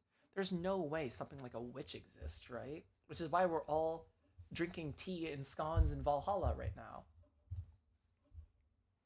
Then, what about when I was killed in the storehouse or something horrible was done to half my face? If the culprit was human, how could they have accomplished it? That's, well. Yawn yawn. It's hard to imagine how they did something that awful. But that was the Rose Garden storehouse, right? I'm sure there was plenty of weird tools in there. Let's say they used some electrical tools, like a grinder or an electric saw. That's, Then Battler, how do you explain grandfather's disappearance from the study when it was a closed room? Even though the door was sealed, grandfather just suddenly disappeared, right? We talked about that during the story too. It's not impossible that grandfather used some trick to fool the receipt. It's also possible that he went out of the window, fell down, and Aunt Natsu locked the window from the inside. I could think of a bunch of tricks you could use without relying on magic. That makes sense, but... In that case, Battler-kun, how do you explain the way my parents were killed in the guest room? The door was sealed by the lock and the chain. Naturally, the window was sealed too. How do you think a human could have killed my parents? Well, we did have to leave that trick alone during the story. Anyway, there's at least a good chance the culprit had a key. And it was possible to look in through the crack of the door and see the chain aloud. I know this is a stretch, but it's possible some device was used through that crack. Like maybe they struck something through it? They stuck something through it. Well, even though the door chain is incredibly simple, it's a big factor in setting up a closed room. Still, there's probably some closed room trick they could have used. If you brought some closed room mystery novels from the bookstore, you could probably find some trick that would fit perfectly. Anyway, I can't think of one now, but I claim that there's nothing humans can't do if they try hard enough. Isn't that argument horribly irrational? It's just ridiculous to claim that it's possible for a human to do something, even though when you can't explain how. Why is that ridiculous? Why did you all stop thinking? Even something that looks impossible has to be doable. Doesn't it always work like that? Battler, you're the one being ridiculous. If you think a human could have done it, try explaining how. You can't, can you? And you're okay with saying the culprit is a witch just because I can't explain it? With that argument, all the unsolved crimes in the world could be resolved by saying a witch is the culprit. Battler, you're sidestepping the issue, and you aren't explaining anything. We're saying a human could have done it. Therefore, the culprit is something that isn't human. And that something is a witch. And yet, you keep arbitrarily deciding that witches are impossible, even though you can't explain anything. It's almost like humanity was during the Dark Ages, like those fools who claimed that heaven spun around the earth, those who said that the earth couldn't be spinning, even though they couldn't explain why. That kind of argument kind of pisses me off. So, this is basically what you're trying to say. If I can't explain how a human could do it, then I must accept that the culprit is a witch? It's not like we're forcing you to go that far. We were just wondering on what basis you could say such nonsense. Nonsense? Hey, have I really been saying something that weird just now? Am I the one that's crazy? You guys are really starting to freak me out. Battler-sama, when I died in the boiler room, I was killed by a 19th person who shouldn't exist. Can you explain how a human could have done that? At that time, the locations of the 18 were well known. Even so, I was killed. We talked about that in the story as well, right? Kumasawa Bachan, for example, she said she followed you right after you were headed down to the boiler room. But we can't know for sure whether that was a lie or not. For all we know, she might have entered the boiler room with you and caught you by surprise. Or maybe when you stepped into the boiler room, you activated some kind of trap, one that might have been set up to hit you once with one of those ice picks. That is true. After all, the stink of grandfather's body was coming from the incinerator. Someone was bound to go and check, so if the culprit just set up a trap beforehand, then they could easily have stayed away from that place and used the time of Cannon's death to create an alibi. You talk about a trap in the boiler room, but what kind of trap could it be? That's right. Following his death, everyone immediately ran over to the boiler room, but we didn't find any kind of weird device, did we? That is correct. Battler-sama, what kind of trap could I have been killed with? Well, I don't know. I don't know that. But anyway, they must have used some kind of clever trap, or maybe someone's lying. Or what about this? Kanen-kun, what if the whole thing was just you play acting? That's it, you were play acting. Aunt Ava and Uncle Hideyoshi were also play acting. They made the closure themselves and were only pretending to be dead. But Battler, has your dad been feeling okay? Should I bring some cold drinks? Don't look at me with those pitying eyes. I'm not saying something that crazy, right? I'm just pointing out some possibilities that you might find if you think about it all as a trick. Look, isn't it a pretty classic trick in mystery stories to have one of the victims just be playing dead? A classic trick? In other words, when Kanen-kun was killed, we knew for sure where all the rest of us were. Oh, that's true. And let's assume Kumasawa Bachan wasn't lying, but that's only counting the survivors. What if the culprit pretended to be Jen and joined a group of real victims so we'd lose track of them, and then acted on their own later? Everything would be explained. Huh? So, are you trying to say that Aunt Ava or one of the others was the culprit? But didn't Dr. Nanjo confirm all their deaths as a doctor? That's right. Dr. Nanjo checked all of the victims. Battler-sama, for your theory to work, wouldn't Dr. Nanjo have to be one of the culprits too? Yeah, that's right. Once you consider that Dr. Nanjo might have been one of the culprits that faked the proclamation of the death, the whole story changes. See, that's also a classic trick in mystery novels, isn't it? But Dr. Nanjo was also killed, alright? We don't know that. About that. That's right, Dr. Nanjo faked his death. After all, there wasn't anyone except Dr. Nanjo who could examine corpses properly, and everyone was really confused then anyway. We didn't have to spare any time to check and see if he still had a pulse. With this theory, any one of the dead people could have been walking around. I think it would have been hard for the 6 of us who had died in the beginning to do that. After all, the shutter was closed and there was that padlock. There was a padlock that couldn't have been opened from the inside. That's right. Mom was still holding onto that key. So Mom was one of the culprits too? Wait a sec. Maybe it was impossible for the first 6, but in the case of Anaki's parents, the door was only locked on the outside. So they could have opened it from the inside. That's right, after we left the room, maybe they jumped out the window and got to the boiler room first. Is that too much of a stretch? Or maybe Dr. Nanjo made a mistake when examining the corpses. Look, he said it himself, right? He said there's a very high possibility of making a mistake when examining corpses. If you disguised it well enough or prepared a substitute body, you could fake your own death. Let's leave the method or trick they used for later. And see, it's not that hard to deny a 19th person existed, right? Much less a witch, right? At least that much is completely impossible. I don't know why you've been trying so stubbornly to say that one of us is the culprit. In other words, you want to suspect one of your relatives. That's not it. It's just that I can't easily accept that a... Holy crap, I'm yawning so much. I don't know why.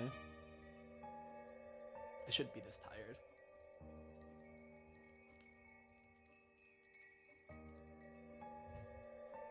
And even if one did, I think we should construct our argument from the point of view that the culprit was a human. I'll only accept that it's a witch in desperation, at the very end, after everything else has been disproved. There's no way witches exist, right? Why has everyone been casually accepting that the culprit was a witch? I think it's great how your family love makes you hate the thought that someone close to you is a murderer. But is it okay to let that fool you? Don't you want to find that reading is hard. The detestable culprit who killed so many people? Anaki, don't you want to avenge your parents? Jessica, don't you want to avenge Kanan-kun and Kanan-kun? Don't you want to avenge Shannon-chan? Shannon-chan, you should at least want to know who killed you. Why was everyone totally surrendered and decided the culprit was a witch? What's wrong with all of you? The foolish and short-tempered battler tried to force his ignorance on the others and yelled at them.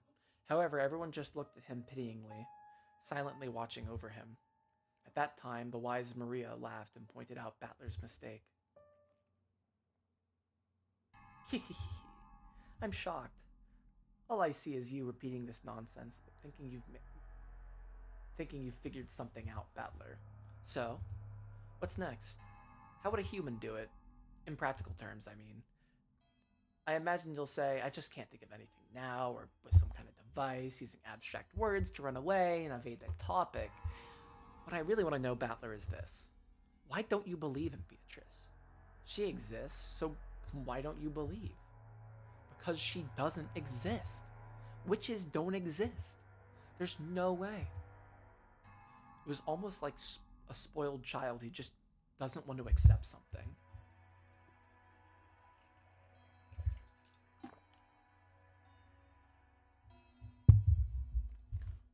But they didn't reach his stubborn heart. You realize you're acting just like a spoiled brat throwing a tantrum, right? Battler-sama, I understand your feelings, but Beatrice does exist. Battler-kun, why don't you believe? Even though there's so much proof. I don't accept the argument that the witch must have been behind everything just because I can't explain it. Does this mean that if you don't know how a light bulb shines, then magic is the cause? Yeah, he's saying they're all djinn-brained. That's wrong, isn't it? There's nothing that can't be explained without magic. All this about witches and magic and abdication it's just abdication of thought. You just surrendered and gave up because you don't understand what happened. Isn't that right? Well, unsurprisingly, it looks like you were alone. Like you alone won't believe no matter what, Battler. If a single person doesn't believe, the miracle won't occur. So if you don't rethink your ignorant theories, the magic won't be completed. Now I see. I finally figured it out. So, in other words, you guys are trying to force me to say the witch exists, right? A lie that everyone accepts because it becomes the truth. Is that what this is all about? I'm so sorry. I'm so sorry I kept going on about this, but what you're doing is all useless. I refuse. You guys are all pressing me, and that's why it's all useless. Why? Sorry, but why don't you let me spin the chessboard around? One last time. Yeah, sure, buddy. If you want to force me to accept there's a witch, there's a really easy way. And it's not the indirect way of saying it must be a witch because humans couldn't have done it. All of you have to do is show me is a witch doing it with magic. Furthermore, what Maria said earlier is what'll really dig her grave. You said that even one person doesn't believe, a miracle won't occur. But real miracles happen whether people believe in them or not. Even if I alone don't believe, so any miracles or magic or witches that exist only because I believe in them are downright lies.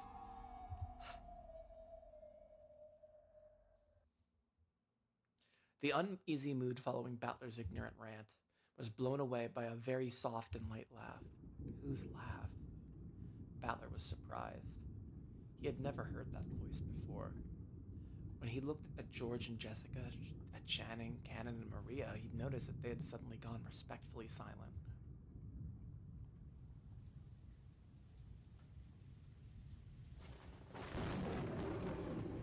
There she is! Oh my gosh!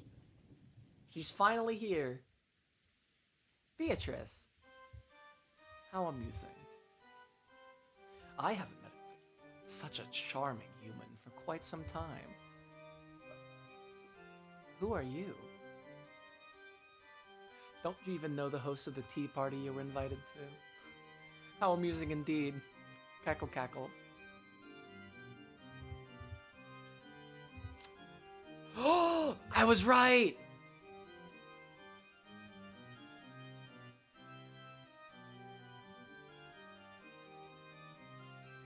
I was right. She is here. She is this slot. This is her slot. Oh my god. That was a correct Pier prediction. A golden witch who has lived for 1,000 years.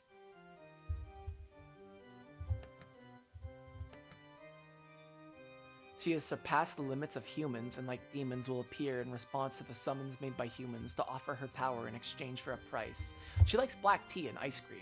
She hates boredom and people who deny her existence. This is Beatrice Sama, a golden witch who has lived for 1,000 years. It is an honor to be graced with your presence, Beatrice Sama. Please forgive Battler-kun's ranting. This guy's just stubborn, and he still doesn't understand the situation he's in. Cackle, cackle, cackle. What a treat this is. Most witches get tired of living after the first 1,000 years. How nice it is to meet a man with a backbone such as yourself every once in a while. It is quite an honor to be present when Beatrice... What if Beatrice, like, makes an offer with him to, like, reset the clock and try it again? I think that's what's gonna happen. And he keeps all his memories?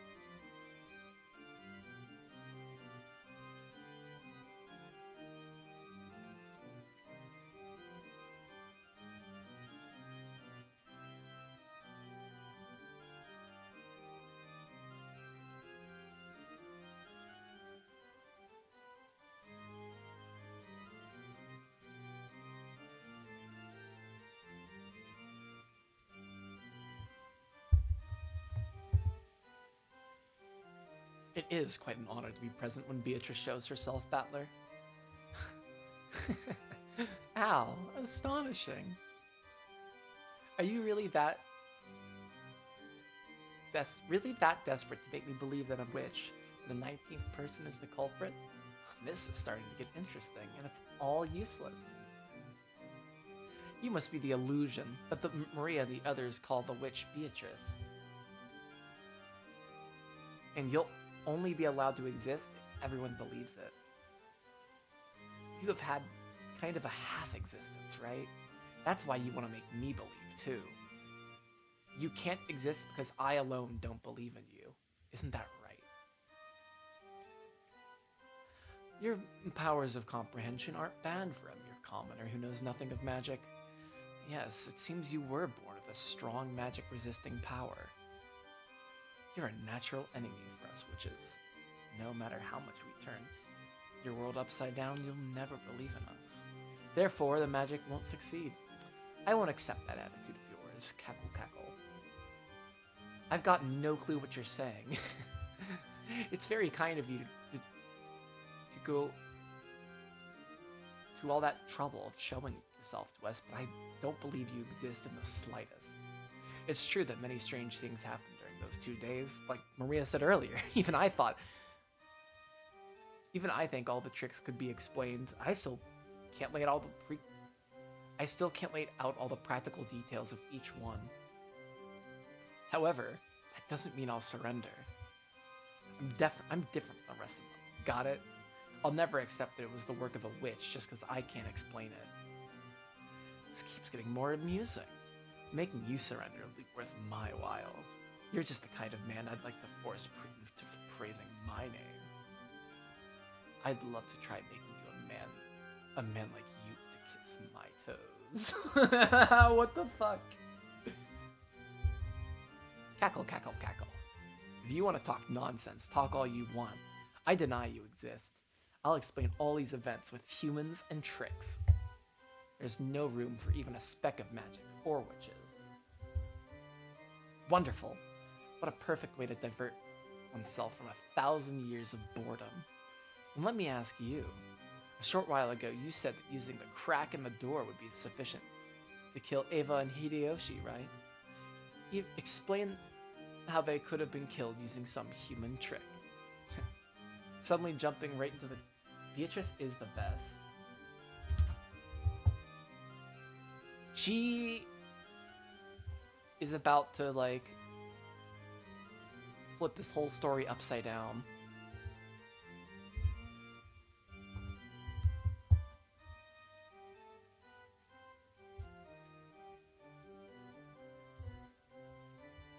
For better or for worse, this bitch crazy.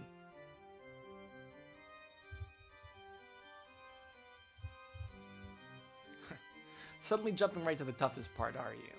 Does that mean that this is the trick you're proudest of? Miss Real Culprit? What was that? With a shake of her golden pipe, gentle, multicolored smoke trailed out at the end. The smoke quickly obscured their surroundings, and they were suddenly in the hallway of the mansion.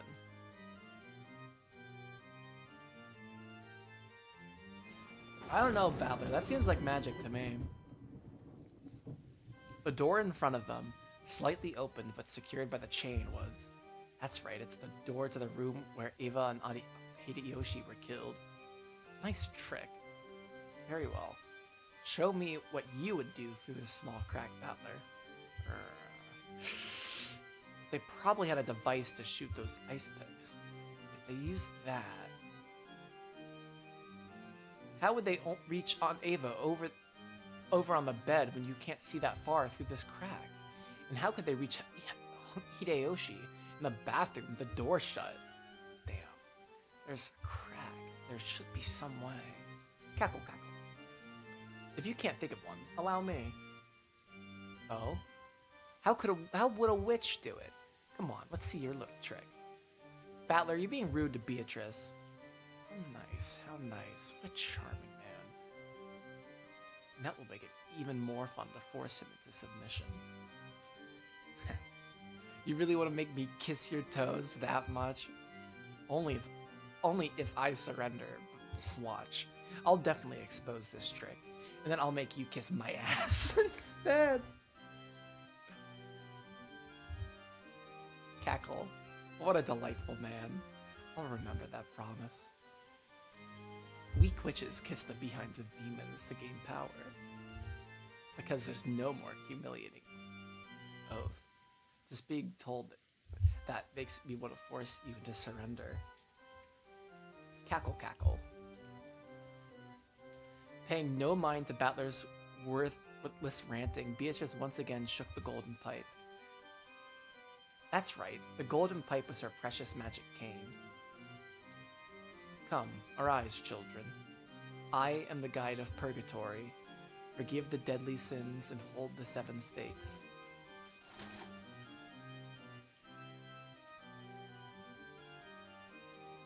Stakes? As in like this, like a wooden stake?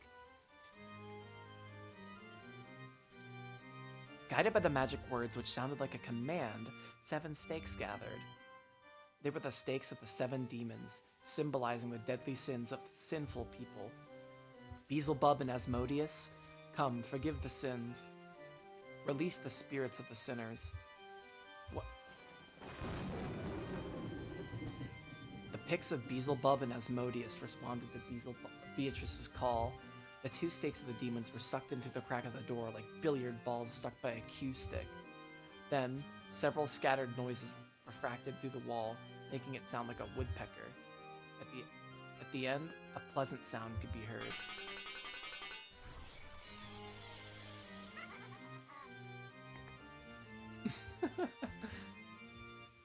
It was a small, satisfying sound, like one heard when someone is chopping firewood and the falling axe neatly and easily slices through the wood. It was the sound of the two picks burying themselves deep into Eva and Hideyoshi's foreheads. Right down the middle. Wanna see? They definitely heard the two sounds like a pair of foreheads being split open. Battler wasn't permitted to see it, since he was on the other side of the door. But those who had died again, and this second time, they lay not an inch apart from where they had lain the last time, with the exact same blood spray as before. You moron. That's insane. You think you could just kill them like that? I can't kill them. I can kill them just like this. Cackle, cackle, cackle.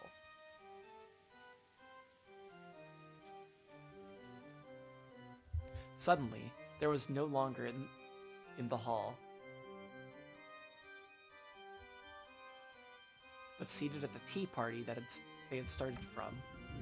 I wonder what would happen if I had just skipped the tea party.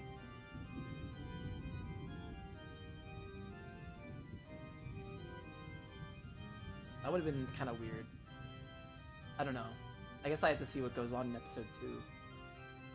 Everyone but Battler was sitting meekly, but the cannon was moaning, fresh blood dangling from his mouth. What a rude thing to do at a tea party. Satan's stake was buried deep in the cannon's chest. Yeah. Cannon-kun. Cannon! Damn it! Battler was the only one getting agitated. George, Jessica, Shannon, and everyone else was meekly hanging their heads like students being yelled at by their teacher. Cannon was captivated by a trifling anger and tried to disturb my banquet. Being easily captivated by anger is your deadly sin. Cleanse yourself, repent, and do it over.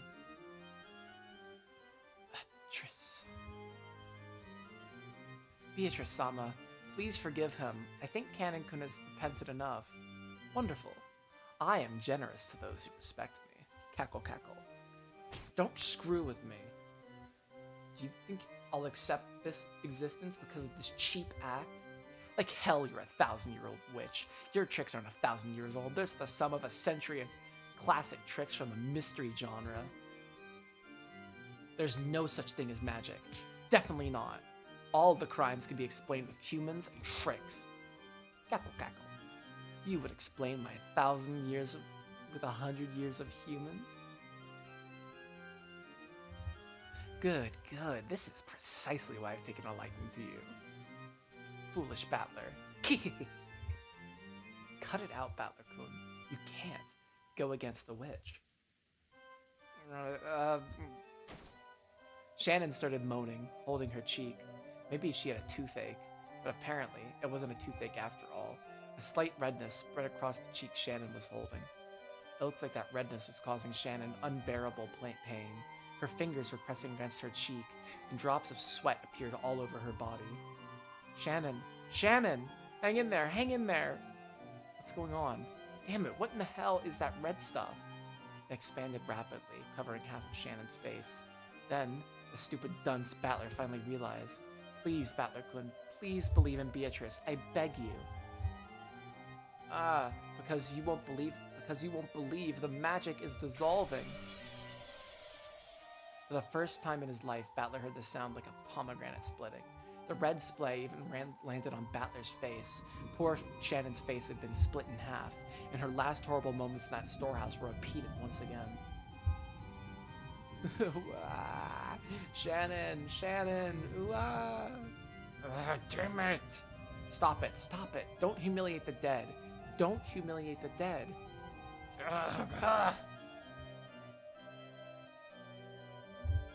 This time, the redness spread across George's entire body. It was like a beautiful cloud drawn by milk when it's poured into black tea. It spread out and extended across his entire body. As it did, it seemed to give George an increasingly greater pain. Looking at this bizarre spectacle, Battler was petrified as he frantically thought with his pitifully clumsy imagination about the nature of this strange death George and the rest were experiencing. Eventually, that redness reached the nearby Jessica as well. Ah, huh. Stop it, stop it! What did Anaki do?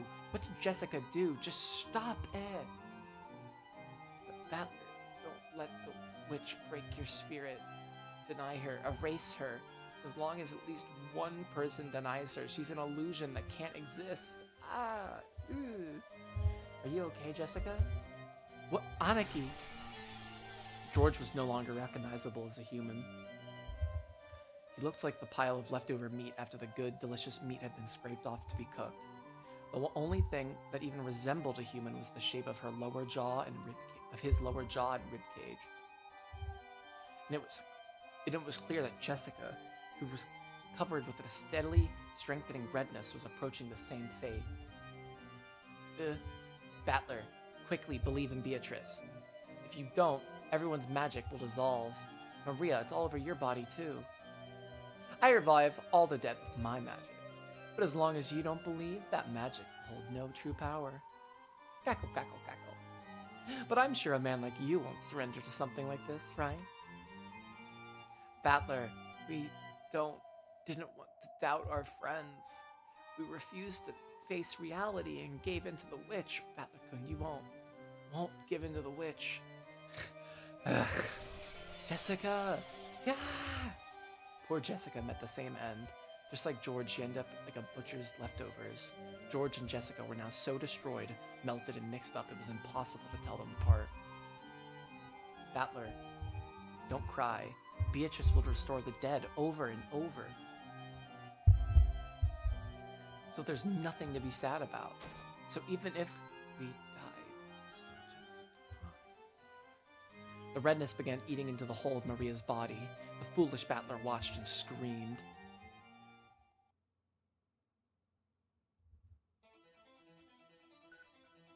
What is this track? Holy shit.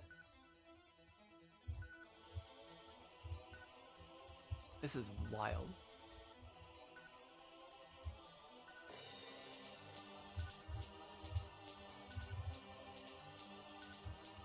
I won't forgive you.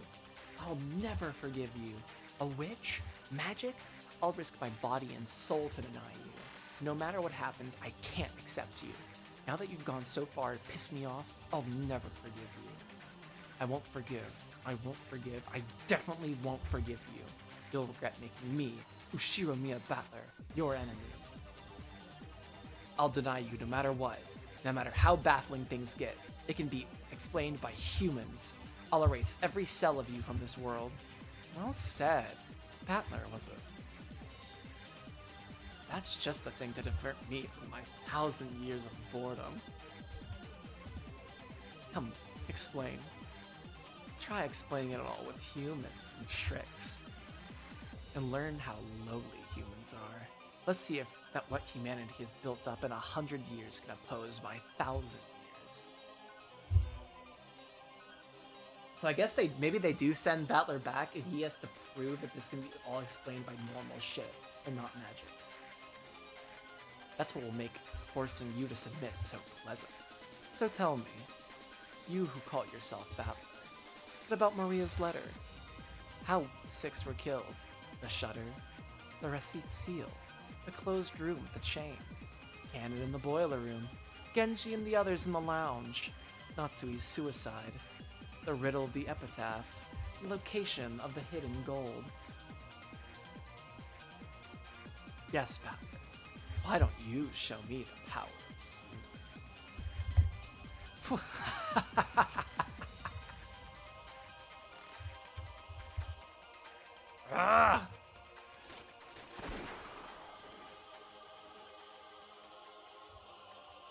Japanese, I cannot read. BT Web, die.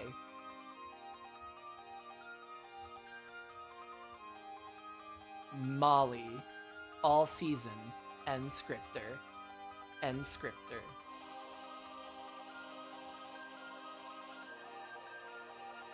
RMG. High tension wires.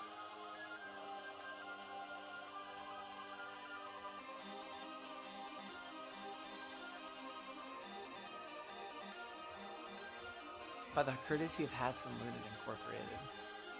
Is this just the credits for the...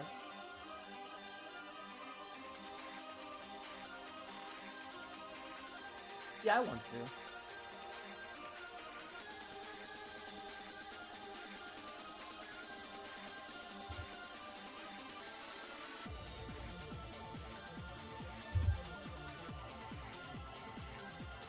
I at least want to see what a little bit of episode 2 looks like.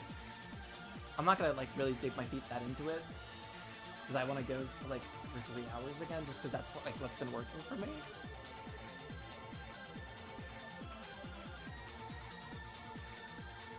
So we'll see.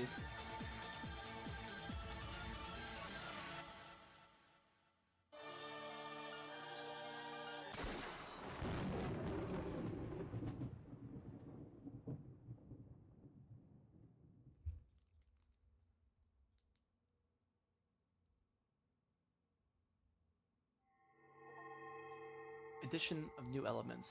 Question mark has been added. You can find this new feature in the title screen. And that gave me the achievement.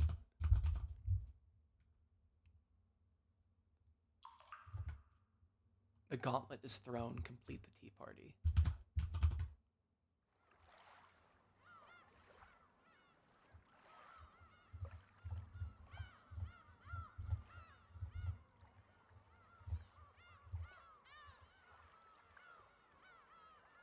Welcome to the tea party of those who are not human.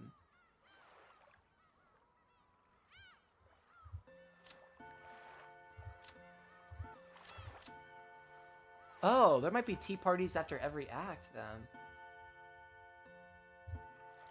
Or after every episode, rather.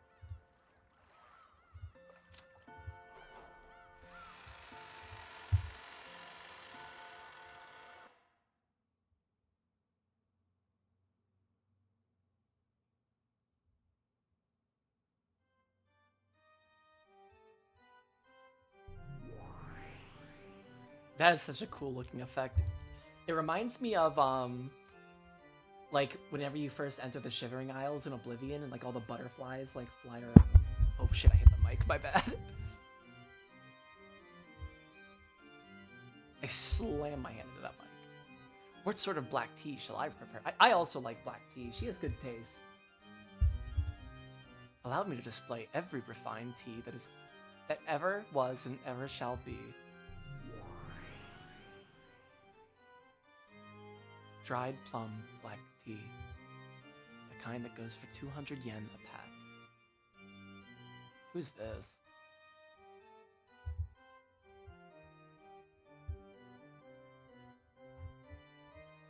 For 1,000 years, I have been fond of black tea, but I did not know of such a thing. I will never tire living in this world. Beato. You don't have to display such hostility. I am just a wandering witch. I don't even come with the intention of violating the rules of your territory. Hostility? I bear nothing of the sort.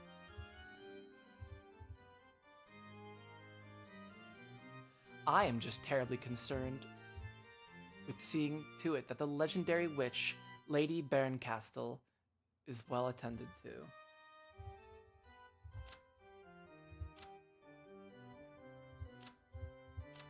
The Witch of Fragments who has lived 1,000 years. It is said she lives in a world where the concepts of fate and possibility can be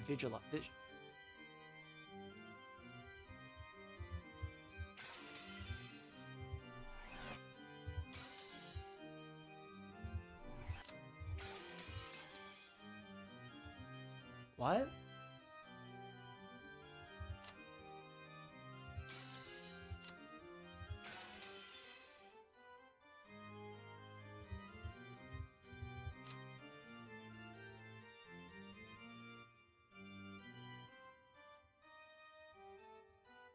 What the fuck?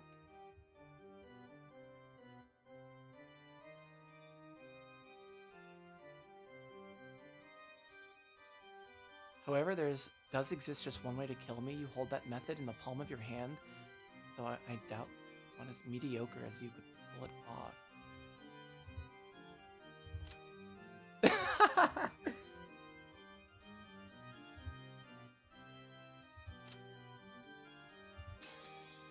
So, yeah, but if I open it up again, they're not dead.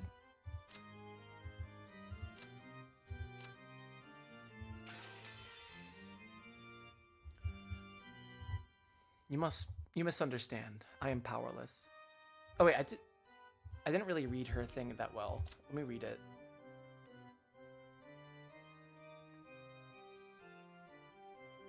She observes the fate of humans and sometimes interferes. In other words, sometimes she is you, and sometimes she is your only friend, understand? She likes wine and spicy foods. She hates boredom and people who never learn.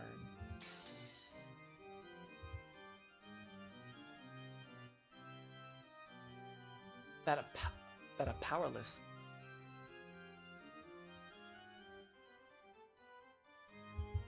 That a powerful Lady Lich like you possesses a power that none can approach is what is truly terrifying.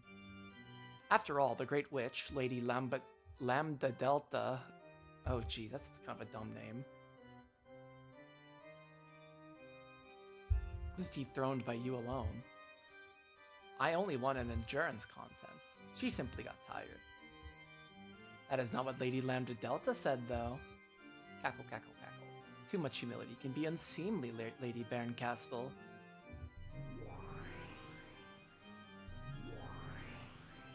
That girl has a dreadful power. The power to kill an individual without fail. However, without fail doesn't exist in this world. No matter how many times you divide 1, you can never reach 0. That girl's power to bring the odds of failure down to almost exactly 0. The power to give rise to almost perfect certainty. I hope I never have to fight such a terrifying witch again. However, you have the power to cause success without fail, as long as the odds are not 0. Though you say without fail, it doesn't exist in this world. You possess an infallible power yourself. How very terrifying. Cackle, cackle. The power to kill an individual endlessly. I think you're the more terrifying one. You jest. From your point of view, mine is but a trifling power. This is most certainly what one would call empty praise. Call it flattery to make up for the cost of staying here. I am a fleeting traveler who crosses the fragments, continually running from boredom. I simply came around because I heard you started something interesting. Have no doubts that I will choose to leave as soon as you are no longer interesting. Cackle, cackle. I, Beatrice, am deeply and humbly delighted to have the great Lady Bairncastle as an observer. Cackle, cackle. And so, your impressions? Lambda Delta is terrifying because of her cruelty, but she's a girl I can understand. You seem to be capable of affection, but I can't understand you at all. That makes you much more terrifying than her.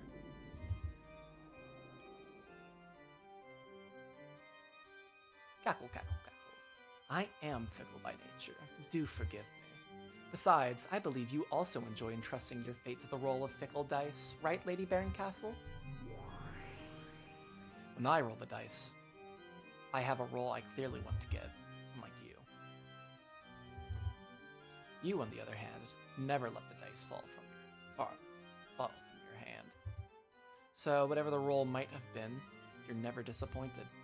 Whatever roll the dice show you, you are satisfied without fail. In that sense, you far surpass me. You're the only one I don't want to fight with. Inside of you, there's nothing but 0. That's why I can't win against you with my power. It's the worst compatibility. Perhaps Lambda Delta, on the other hand, had its good compatibility against you, since she would be able to kill your endless nature. Oh yes, witches truly are the best people to enjoy black tea with. One doesn't get bored. Cackle, cackle. And I'm relieved. Boredom is the only poison that can kill me. Fuck you. Kill you again. Kill you again. Kill you again. Kill you again. Kill you again. Bring you back, kill you again. Kill you again. Just keep killing you. Fuck you. Then I'm relieved. Boredom is the only poison that can kill me. So don't kill me, okay? Lady Beatrice, Endless Witch. If such is your wish, I, Beatrice, shall show you an even better time. In that case, wouldn't it be best if I brought the next chessboard in right away? It seems the next tale would do more for you than another cup of black tea. Just wait for the moment. Cackle, cackle.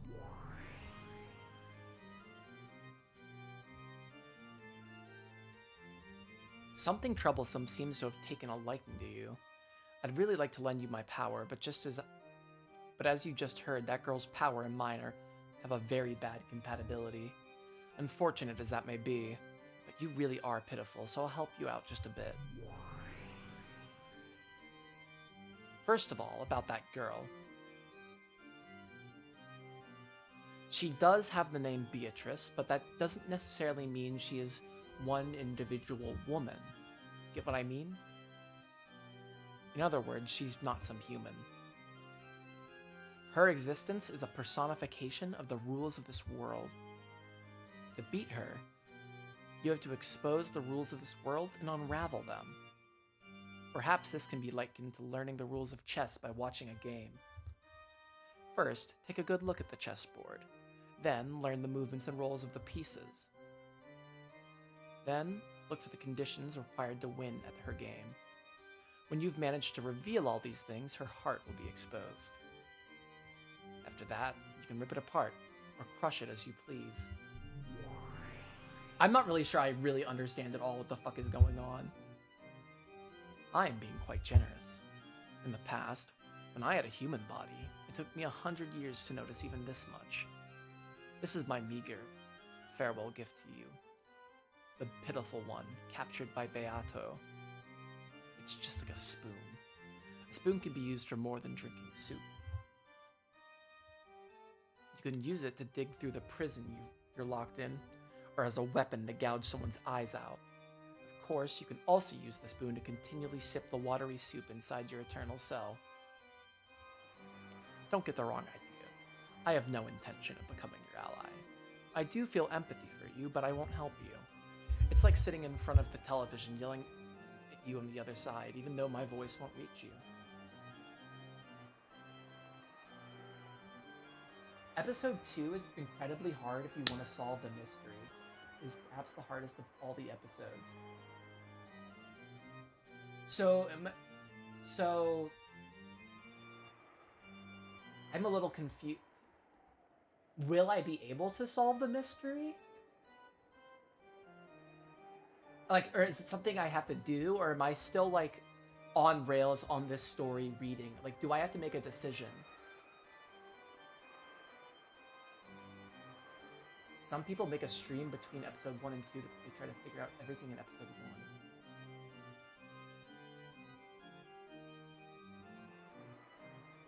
Like, will I be able to, like, make choices in episode 2?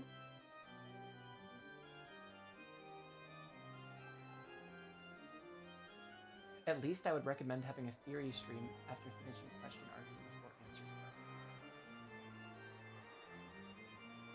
Okay.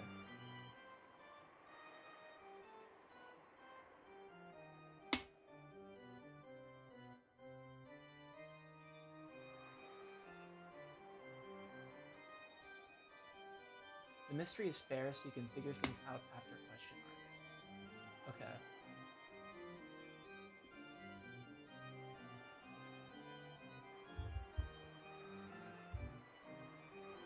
So you understand that I am a witch, right?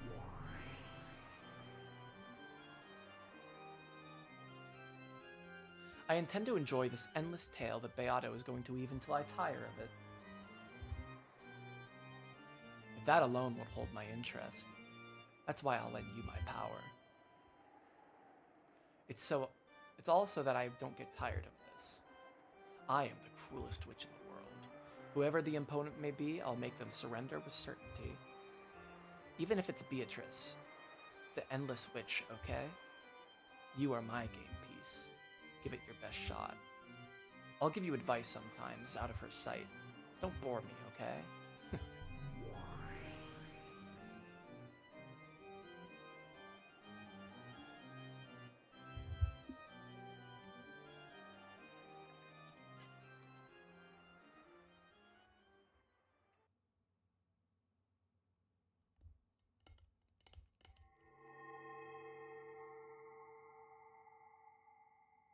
It seems like I'm gonna have to figure out a way how all this could be real. A lot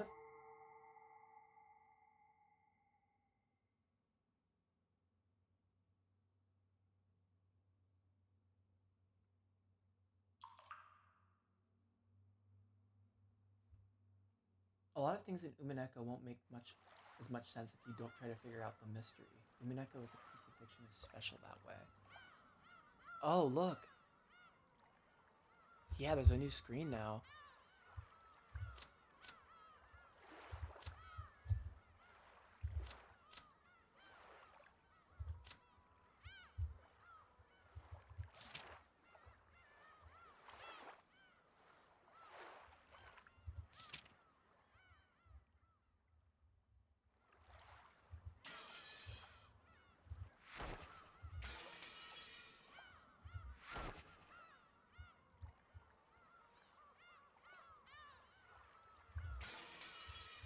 What does this mean?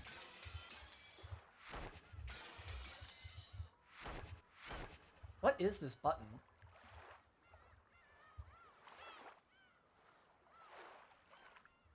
I would say give your best shot at trying to figure out the mystery. Try your best and have fun. And the more you figure out, the more you will understand. What's up with these buttons?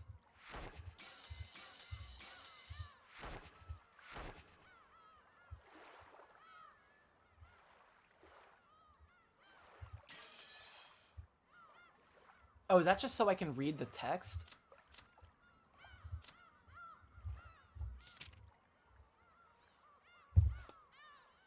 I still think that theory I had about the Winchester is important.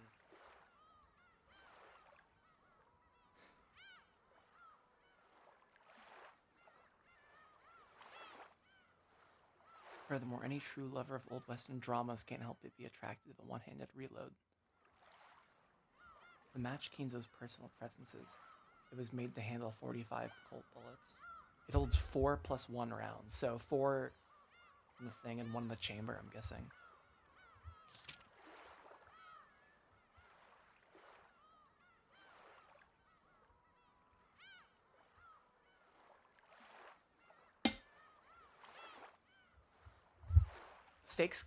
The 7 stakes of purgatory. Stakes containing the 7 magics that represent the 7 deadly sins. In accordance with their users' orders, they bury themselves in the desired location of the target with perfect accuracy. Because they flit about at ultra-high speeds and change their trajectories at will by bouncing off walls and the like, they have no blind spots and will hit their targets without fail, no matter what form of cover they might be hiding behind. Furthermore, it's possible to change the force they hit depending on the part of body at which they will strike. They are extremely powerful weapons, and they cannot target pure people But they cannot target pure people who've not committed one of the 7 deadly sins. Who have a strong resistance to magical power.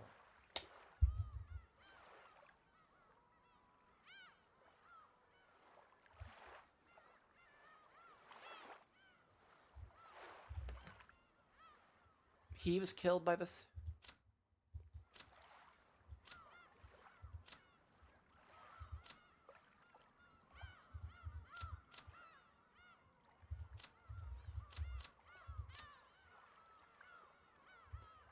One, 2, 3, 4, 5, 6, 7. Okay.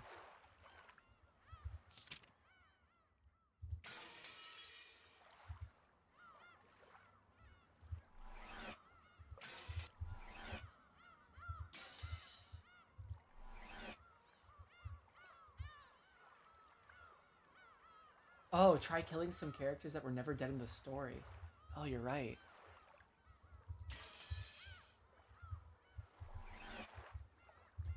Fuck you. Missing.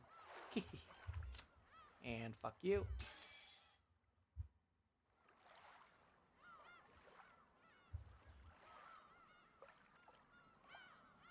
This fool made the world where everyone could be happy all come to nothing. Though Beatrice is extremely angry, she also seems to be enjoying herself immensely. It's almost as though she's waited 1,000 years to get her hands on a toy as fun as this one. Hopefully even this fool won't be able to see you before long. Missing. Even though everyone was getting along so well after being united in the Golden Land, all of the magic came to nothing because of a certain hard-headed fool. Afterwards, demons chewed him to the bone. He went to hell. Missing. Even though she was given a precious invitation to the Golden Land, a single fool refused to believe in the witch, and all the magic disappeared. She was chewed by to bits by demons and went to hell.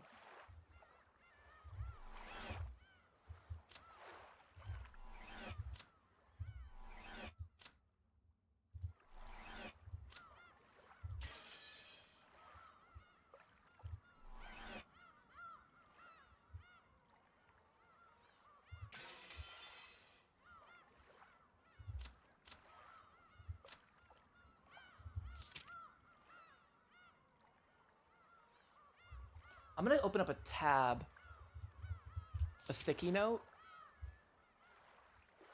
because I need to remind myself which demons are which. Because this is gonna be important. Like, who was killed by what by what stake seems important to me. Asmodeus, I think, is lust.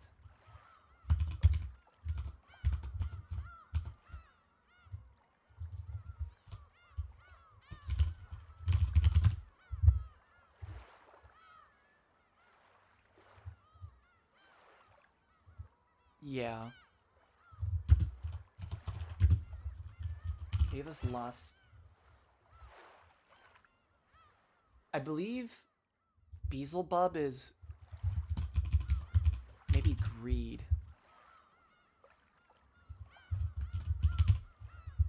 Envy.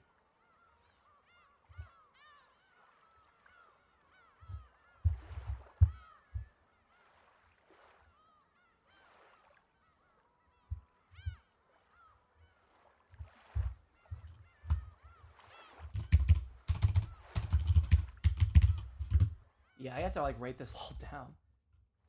Hideyoshi.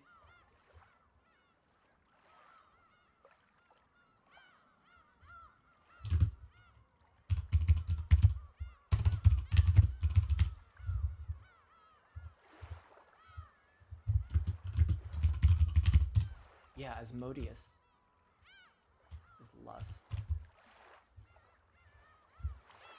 Mammon, I think, is greed.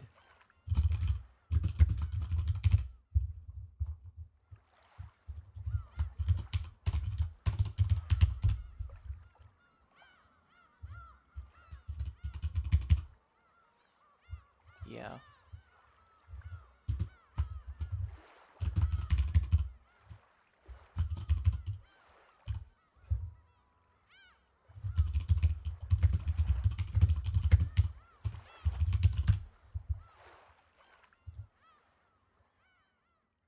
Lucifer's pride.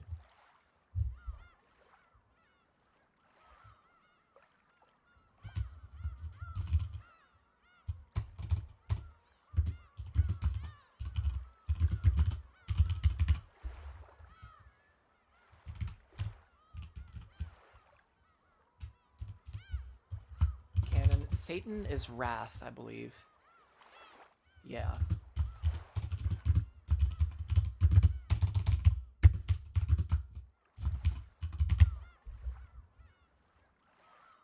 Belphegor is sloth.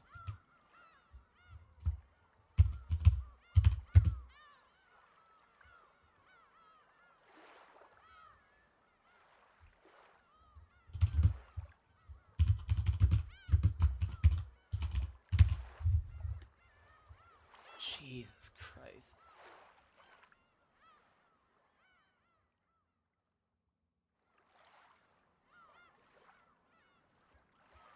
I'm gonna have to start keeping a sticky note. Shit, I'm gonna fucking make a Google Doc for this shit. I'm gonna make. I think I need notes. Oh god, I feel like I'm playing freaking Slay the Princess. Oh god.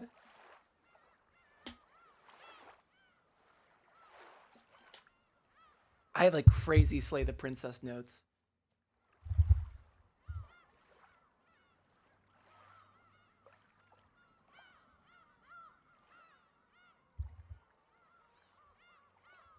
All right. I will be making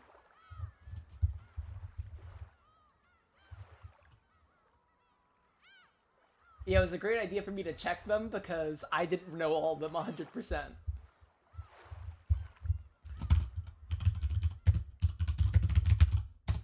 Umieko crack theories is what my document is called. I'm not gonna put anything there yet. One stream that made no the whole way through. One streamer.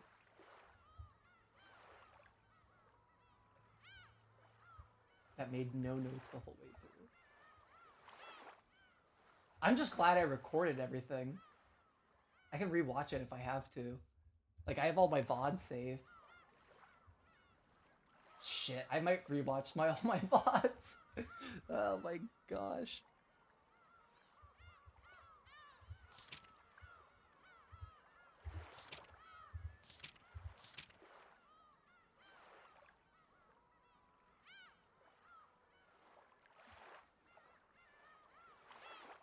Oh, I'm forgetting Leviathan, which is,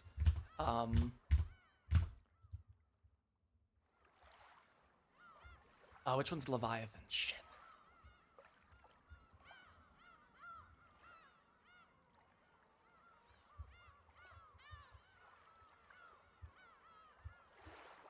Envy. Oh wait, Envy's Leviathan? Is AI lying to me?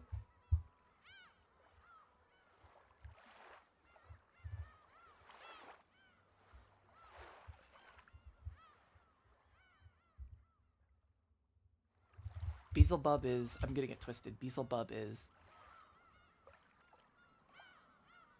Gluttony. Oh. That's what I was missing. Kumas. Sawa. Envy.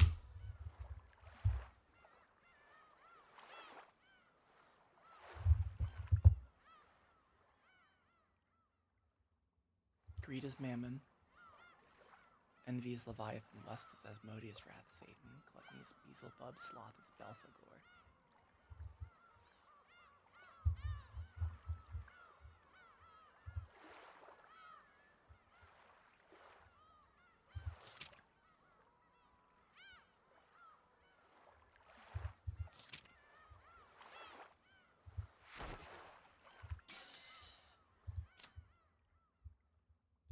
Yeah, so I guess this is just so I can read the text.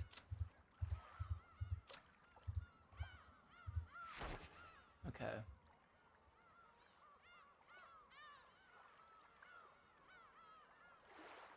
If you Google Umieko Let's Play Archive, you can find all the text for the game, and you can go back and check things up to where you are now. Okay, thank you. Okay, well, I guess I'll start with episode 2.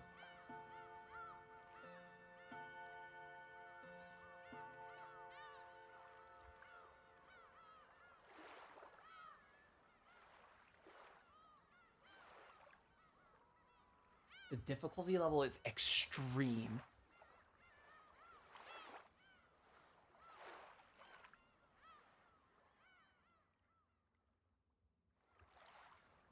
I think I gotta do what Battler does. Don't click on the Chiru one. That one is for the answer arcs. Okay, thank you.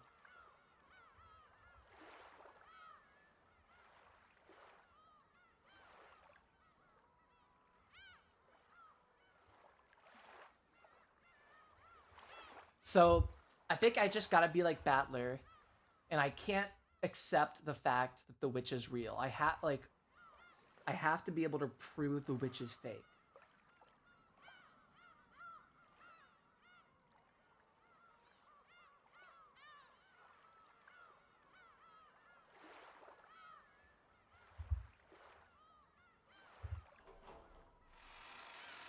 Let's fucking do it.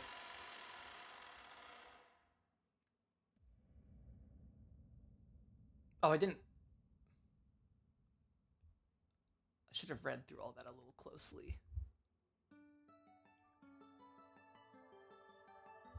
Hold up, I'm gonna go back to the title screen real quick. Are they on a date?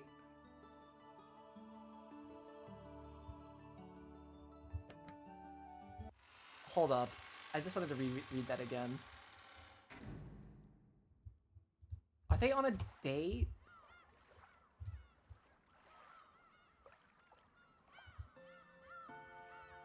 Good morning. The Golden Witch eagerly awaits your arrival. Please do grant her that wish. Were you able to get a good rest and perfect your strategy? The witch expects a lot from you, and is more than ready to launch an assault right from the start.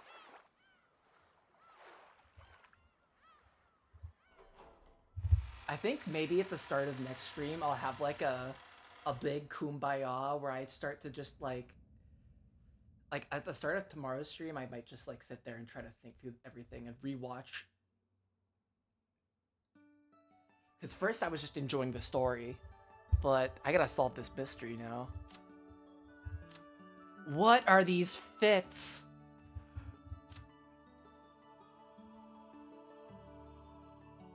Oh my gosh. Yeah, this is just the regular text. George-sama, please look. They're so cute. Look, look. They're at the aquarium. Oh my gosh, it's so sweet. But I don't know what's going on. Shannon found a pair of hammerhead sharks swimming playfully in the tank. Looked excited as a grade schooler seeing an aquarium for the first time. Like, there's still things we don't know. Like, we don't know how Rudolph knew he was gonna die beforehand. And nobody ever even talked about that.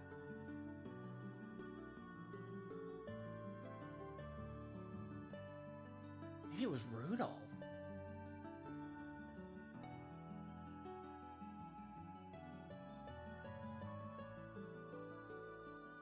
God, even the dead aren't freaking clear from suspicion.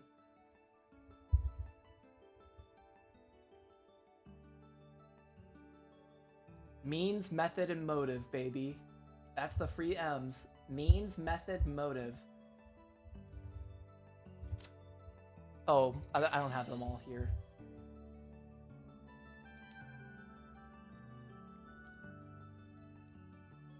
Shannon found a pair of hammerhead sharks swimming playfully in the tank and looked as excited as a grade schooler seeing an aquarium for the first time. Yeah, they really are cute. Almost makes me want to eat them. I feel sorry for them. Did you know? I hear the Japanese are the only people in the world who go to the aquariums and say how delicious everything looks. Is that so? I'm sure even the Americans and Italians would want to eat these. Those clothes look good on you, really. Shannon clutched at her chest with both hands in embarrassment. She apparently felt like she was being made fun of for wearing these clothes she wasn't used to. Though George's face didn't show it, he'd actually said something so completely unexpected that it surprised even him. And he was embarrassed as Shannon on the inside.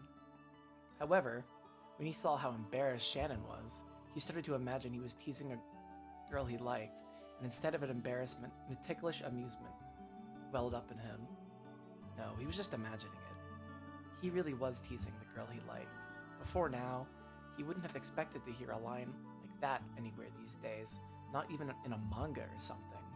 In fact, if he'd seen another couple acting like this, his first instinct would be to start throwing rocks at them.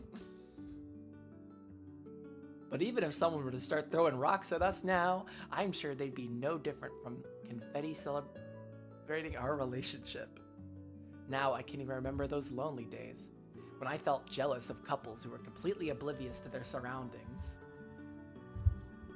I definitely need to have a moratorium on Act 1 tomorrow. I really want to go back and watch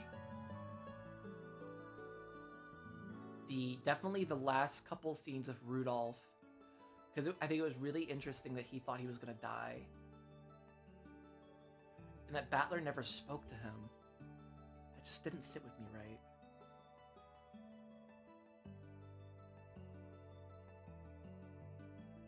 To use an old-fashioned phrase, these are really rose-colored days I'm living in. It's kind of goofy that I'm going to play this for about 30 minutes. Like 30, 20 minutes before I'm done, but I did just want to see what was going on, but I wasn't expecting this. I have no idea where this falls in the timeline of anything. I don't know if this is like... I think they're together. I'm so entranced that I barely notice that massive tank in the world's largest aquarium anymore. Instead, all I see is expressions flitting across Shipman's face as she plays with a fish. She is cute. Aw. It's amazing, isn't it? It's my first time seeing a tank large enough for a whale to swim in. I heard this tank is the biggest selling point here. The dog tags are so freaking atrocious. This man just has awful fits left and right.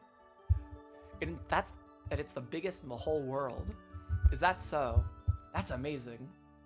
It's really wonderful. It doesn't even look like a tank at all. More like a sliced off part of the sea with a knife and brought it here. You're right. This really is a little sea. Despite its size, I hadn't thought of the tank as anything more than a tank.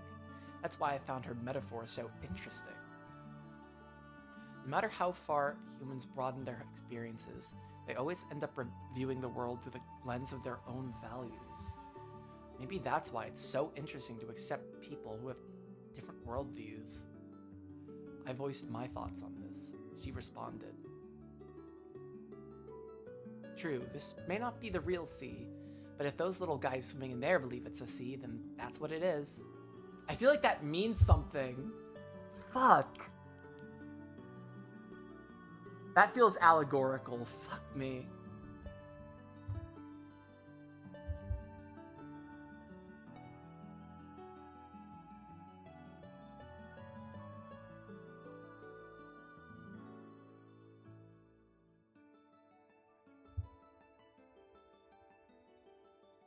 Even though they're inside a finite tank, the sea is finite too.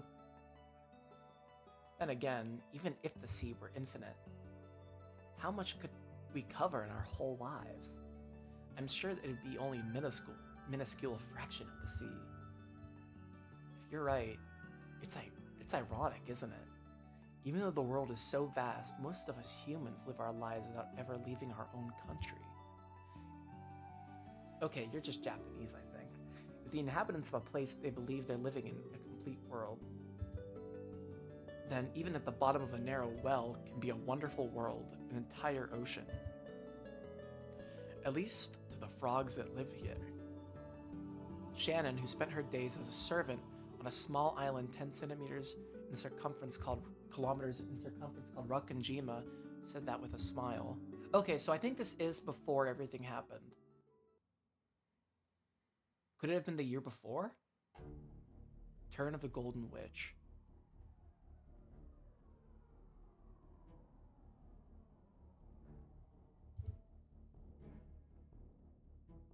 Ushira Mia Battler.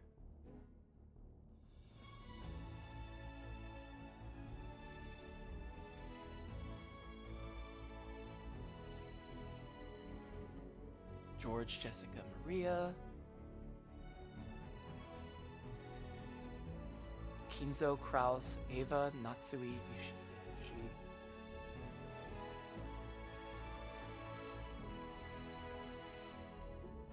Ishii. Rosa Kyrie.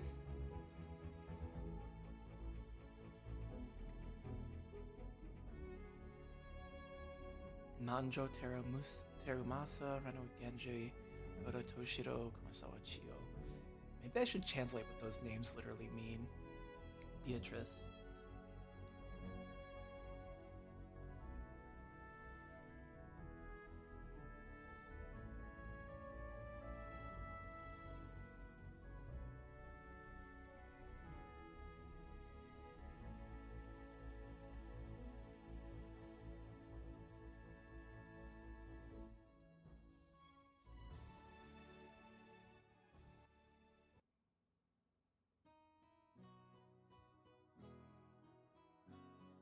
I'm still freaking bewildered by this all.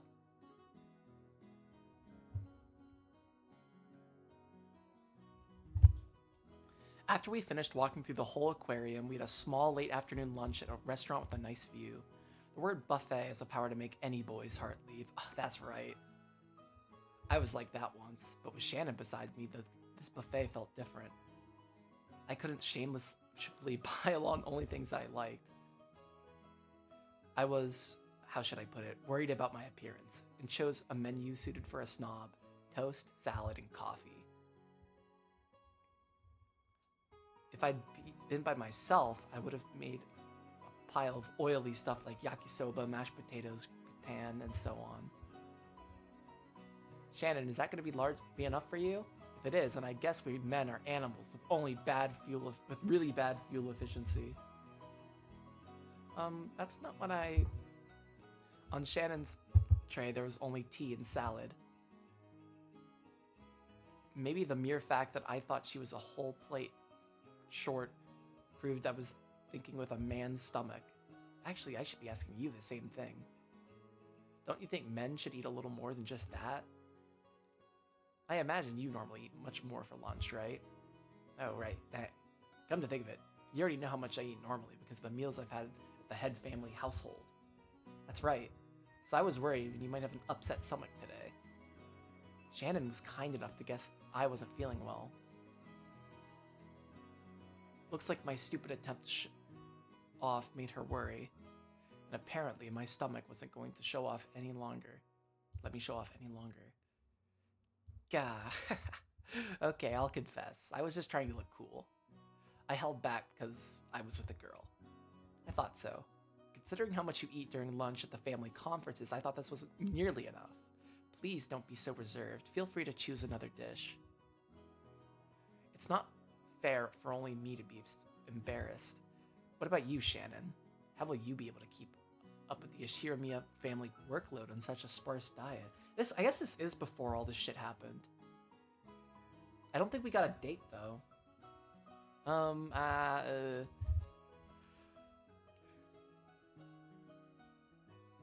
Shannon fell silent and blushed bright red. Apparently, I wasn't the only one showing off. When I realized that, my embarrassment disappeared completely. Oh, so that's not enough for you either, is it? Yeah. You usually eat a bit more than this for lunch. A woman's stomach is made of magic, so this is enough. Ugh. So, we've been both showing off to each other. Let's not hold back anymore, shall we? They're still in the honeymoon phase. I don't know. I don't even think they're a thing. I smiled to show that I wouldn't make fun of her anymore and rose from my seat. After finally coming into Okinawa, it'd be a waste if we didn't eat some bitter melon. I'll go get some fried bitter melon or something. Shannon, come with me. Come on, come on. Yes. To anyone watching, we might seem like an incredibly charming and embarrassing couple. But it's only after becoming a couple that you realize, what the fuck? So they are together, but that didn't happen before the murder. Or at least I didn't assume it did. I just thought they were like really close. I had to rewatch. Fuck. I know what I'm falling asleep to tonight. I'm my own voice. To us, this exchange of words is everything, our entire world. That's why no matter how much everyone stares at us with blank expressions, we never notice. Indeed, at this age, I finally understand the feelings of couples who want to endlessly flirt without any regard for their surroundings. After I returned with a plate piled up with fried food, Shannon arrived with a pretty cake. While laughing at our fake stoicism, we resumed our lunch. Even though it's a restaurant with a view of the sea, it's so cloudy. Luckily, our windows seats gave us a view of the seaside scenery so grandiose that it extended even beyond our field of vision. However, because of the cloudy sky, we were only seeing a fraction of its usual beauty. That's right. If it were clear, we'd undoubtedly see a deep blue sea. Yep. I'll bet you're already used to the sea around Rokenjima, but the deep blue sea here would surely have been a sight to see. It's a real shame. Oh, but no matter how blue the sea is at work, it might as well be gray to me. But I'm still not working today, so,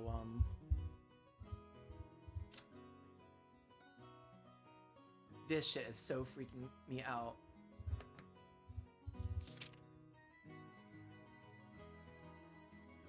And the fact that we can already see the portrait epitaph.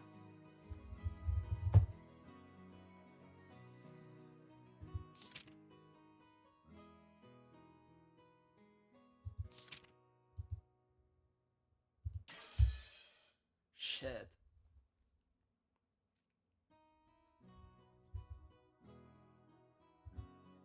Apparently Shannon was doing her best to stay an embarrassing line.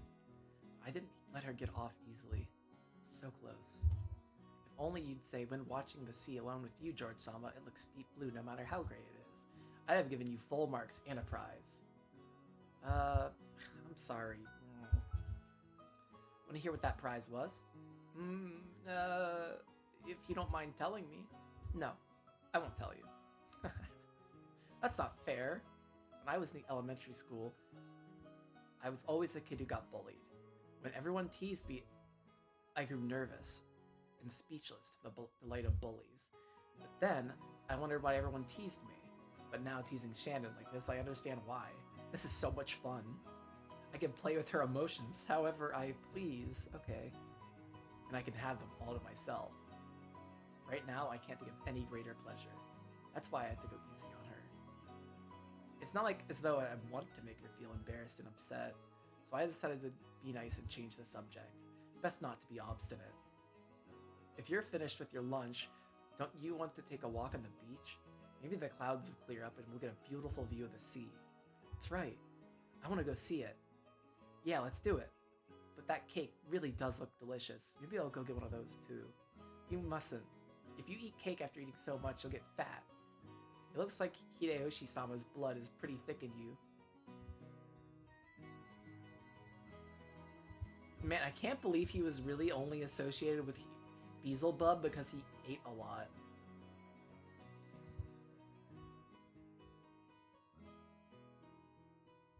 Genji being Pride makes sense.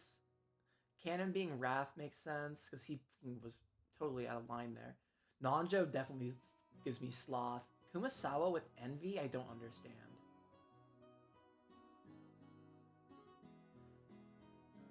Kinzo and Greed, absolutely. Ava and Lust, I also don't see.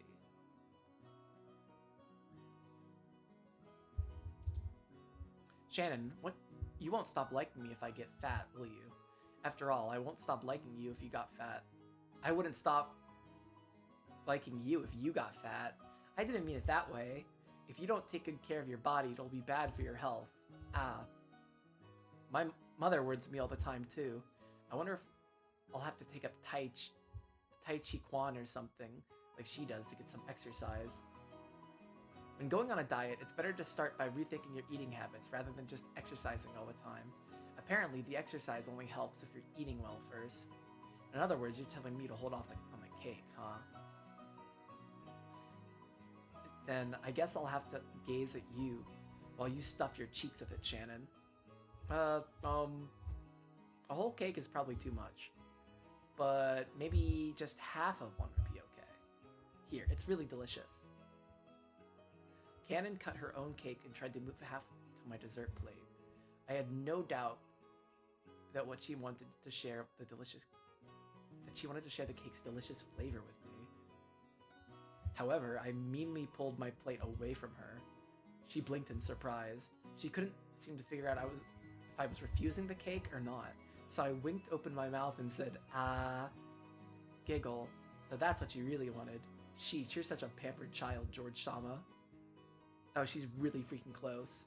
George-sama, say ah. With a partly embarrassed, partly exasperated face, Shannon offered me the cake with a fork. Chomp. It tasted like a cheap chocolate cake you might find anywhere, and yet it was exceptional.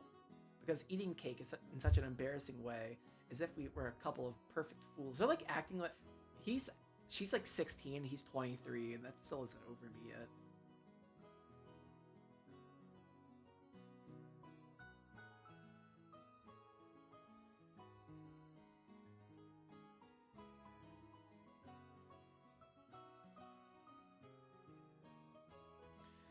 Fuck.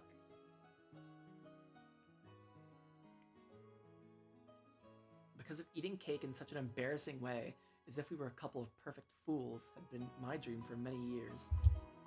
It made this cake's flavor heavenly. If the earth is destined to end, I wouldn't have any regrets if it happened right now. It was such a moment of bliss.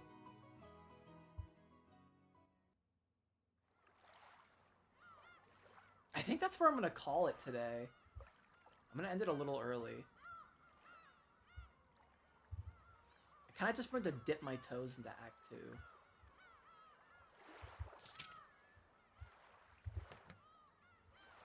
And I'm gonna... Okay, it took me 1, 2, 3, 4, 5, 6, 7. It took me 8 streams to do... Or, not 8 streams. Actually, yeah, 8 streams to do all of this, I think. So, I'm gonna start on my second page. I wonder what I'm missing, though. I'm gonna start rewatching my VODs a little bit and see if I can kind of figure anything out. And then I'm gonna have maybe a little cold open about Act 1 at the start of next stream.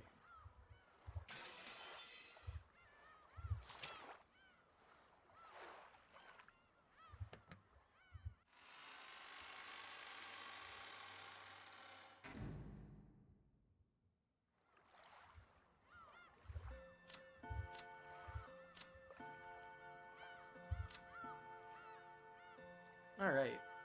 Well, I guess I'll be back tomorrow. See ya.